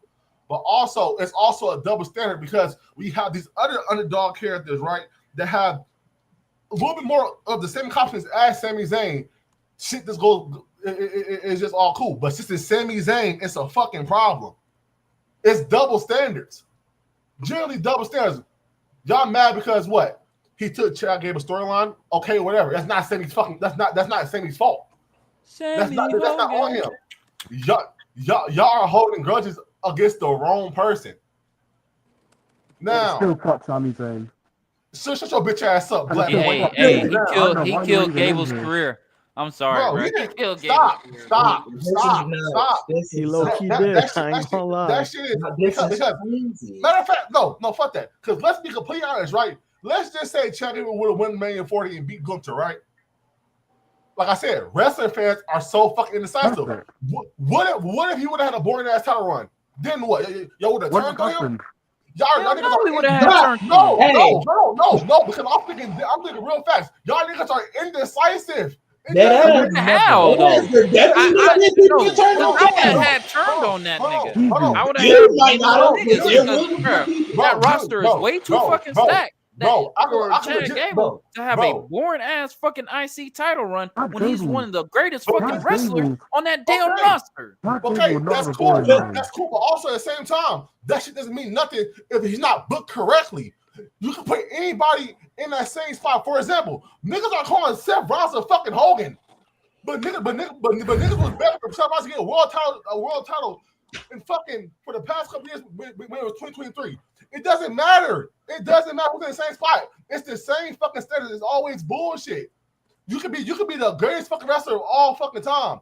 If you're booking and shit, like, what are you gonna do? What are you gonna do? So I'm gonna end with this, right? I feel like y'all be getting mad at the wrong person. Shush, I fucking hate you. Take that fucking picture off. Do something about it. And I also want to say, go ahead, Easy. I'm gonna let you finish your point, but go ahead. Yeah. My point is, right. I feel like when it comes to certain professional wrestlers that we know and love, it's always a double step because we ask for something, and then when we get what we want, it's always like a little nitpick, and I'm gonna leave it at that because I already for the past like 5 minutes or so. So and it's been way past 5 minutes, but that's why I said there's just some we can't go through quickly. But I do want to say this one point for y'all to call Sami Zayn an underdog merchant, and for y'all to call him an underdog for that being the reason he's Sammy Hogan. That's implying that Hulk Hogan was an underdog. Yeah, are you fucking dumb? That's what I'm gonna. Yeah, that's my point. He can't be a Hogan if he's not blowing through everybody. If he's not just killing everybody he meets, he loses to the top guy. He's being forced in the mid card. That's what I'm trying. That's my point. Bruh, okay, I'm gonna say this. I'm gonna address this because I did post the video about saying Sami Zayn in the big 2025 and it was the Hogan TNA theme. I just did that as a joke. I don't think he's a Hogan, but I do agree with the whole him being an underdog in the big 2025. I don't think he's an underdog anymore. He's not an underdog. I'm gonna say it like this: if Sami Zayn, if Sami Zayn is considered an underdog in the Big 25, then that means Roman Reigns is also an underdog. Bronson Reed is also an underdog. Braun Breaker is also an underdog. Please kick him before I get pissed off. Please kick him before I get pissed off. Please kick him. This feud bullshit for like the past hour and a half, and I can't fucking take it no more. Okay. I have a question. Look, I have a question. Right? He said Sami Zayn in the Big 25 is underdog mention, right? Okay, I'm gonna ask you a question. Going back to last year, with Bryan Danielson heading into all in against Swerve. Was he not received as the underdog? Hell yeah. Okay. Now, take it back. And he was, bro. He was, bro. Okay. Even with that, okay, take it back a little bit. 10 years ago, the build to Mania 30. Around the time, Daniel Bryan was the best wrestler on that goddamn roster. There's no denying that, right? But going into Mania 30, was he not received as the underdog? Yes, but that's. Go ahead. I say yes, and that's because he actually kind of was. The company just was not trying to make him world champion for shit. They really wasn't. That's the same shit I'm saying with Hogan. They trying to force this nigga in the mid card, but it's just Daniel Bryan and the people. They was not going back then. Y'all niggas roll hard for Daniel Bryan back then, and you feel me? Yeah, and y'all ride hard now just for the wrong people. Why was y'all bumping Karrion Kross when Carmelo Hayes is getting stiff like a motherfucker? And bro, and listen, that's my whole thing, right? We all know Bryan Danielson is the best tech wrestler of all time, right? But that shit doesn't mean anything if the company is trying to keep you down and you're booking it shit. That's my whole point. Hold up, DZ. Hold up, DZ. I'll let you talk a little. Let me talk real quick. I need to make a point real quick. My bad. I need to make a point real quick. So my thing is, if we're still consider him an underdog or whatever, then what the fuck was that on Friday? My thing is, you're trying to make him this little underdog merchant or whatever. Okay, you beat Karrion Kross at SummerSlam. You basically killed him and put him back on the Indies. Cool. They didn't know what the fuck to do with him, so they just brought this nigga to SmackDown and let him beat Solo. Mind you, that had to be the most dumbest thing in the world because, in my opinion, I was starting to fuck with Solo. I was starting to fuck with Solo's character and everything. I didn't fuck with the MSCs because they made them look like fucking jobbers. Mind you, JC Mateo is looking like a fucking jobber in the big 2-5, and he's probably one of the greatest. He's probably one of the best wrestlers in that roster Jeff right Cobb's now. like, you can't wrestle shit. I almost stopped completely watching wrestling. Exactly. Niggas were saying he can't wrestle, but y'all haven't seen the work he did in ROH and New Japan and in AEW when he was wrestling in AEW. Bro, Like, Crazy fuck disrespectful out of shit. here. That's why we have that category. And that's the thing.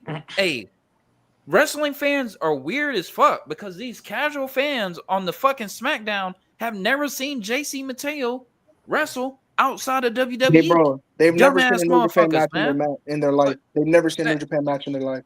Did they not see Jeff Cobb versus Moxley? Have they not seen Jeff Cobb versus Osprey? Have they not seen Jeff Cobb, I think, versus Shingo Takagi, if I'm not mistaken? Then they have a match. Here's my thing though. Why let Sammy beat Solo? Solo's doing the best work of his career. 1, 2. I liked his US title run. I thought it was gonna get better, but you killed it that fucking quick. And now what is Solo gonna do with the fucking jobbers? That shit about to be ass now. Solo's gonna go back to the person he was now. Like, y'all just let this nigga Sammy basically kill Solo like that. Like, that shit was ass. And now what is Sammy gonna do with the US title for real? Be your favorite heels. And that's my thing. Him winning the US title tells me he's not winning the Rumble in Saudi. It has to be Punk. My thing is, I think they're going to do Punk versus Cody at Mania and Seth and Roman at Mania. That sounds like that's what's going to be the plan. And I think that should be the plan. But I thought it was going to be Sammy. I ain't gonna lie, it should be Seth versus Sammy. It should be Seth versus Sammy, in my opinion. It should be Roman. It should be Roman versus Braun. It should be Roman versus Braun. SmackDown. If he had stayed on Raw, he should have been the one to win the Rumble and face Seth. Definitely. I will. I'm not gonna lie. I will be honest. Seth and Roman is the money match, bro. I'm sorry. Very true. Can't lie. But at the same time, too, if you want to push Braun Breaker, especially because Royal Rumble 2022, they had their match and it ended in the DQ, and I've been wanting that match forever. Now we're at the point where we're probably about to get this match at Mania, and I'm sorry, that is the money match. True. Punk and Cody is the money match too. I'm sorry. I want to see. No, that's the match I want to see. Punk and Rhodes. Oh, but Joe Hendry's on NXT. Say his name and he appears. No one said his name. Damn. Wrestling fans. Thank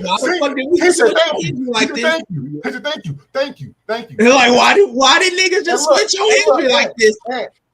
This is so nuts to me. He's still the same entertaining, funny, comedic character. He just don't have the number one hit anymore. It's not a number one hit anymore. He was the same character the entire time. It's just his meme is over. That's it. That wasn't against you, but like that's kind of just proved my point what I was talking about, because 7 months ago, niggas were fucking defeating for Jordan to be TNA World Champion. So like dog. I'm not Angel. I'm not gonna lie. Bro.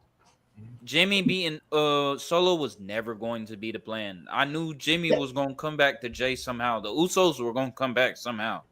Now that's bullshit. They should have. There was an easy story because I see somebody say this on Twitter. One, Solo should have still been U.S. champion, and somebody said while Naomi's gone, she keep calling Jimmy, trying to get in his head. Jimmy turns heel. Jimmy goes crazy and wins that U.S. title off of his own flesh and fucking blood in a murderous fashion. That would have been crazy and got Jimmy over a lot. You feel me? And he could have been in that same boat with that crazy shit. Another thing though. Sorry to interrupt. No, I'm finished. When is Mr. Fatu going to be back? How long is he going to be gone? Wait, is he injured or did they just let him on TV? I don't know. I guess he got wrote off, but my thing is, I'm thinking he's gonna go straight up to the main event scene because I'm sorry, that's where Mr. Fatu needs to be. But I don't know, man. I just Man, personally, I don't think I'm surprised that they switched the title from him to Solo so fast because I feel like Jacobs.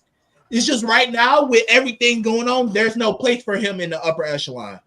Jacob Fatu born ready. He should be up there. I just feel like with everything going on, there's no place for him right now. There's no place for a Jacob Fatu in the world title scene. I'm gonna be honest. I don't see Rollins losing his title until WrestleMania. Same thing with Cody Rhodes. So you feel me? Unless they do a little feud with Cody and Jacob to build them up a little bit.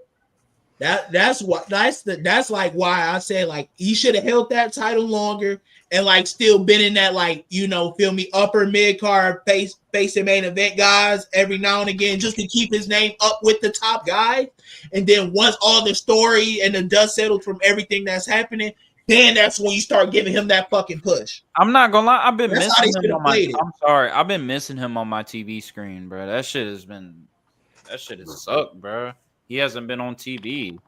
Like, oh man, that's the.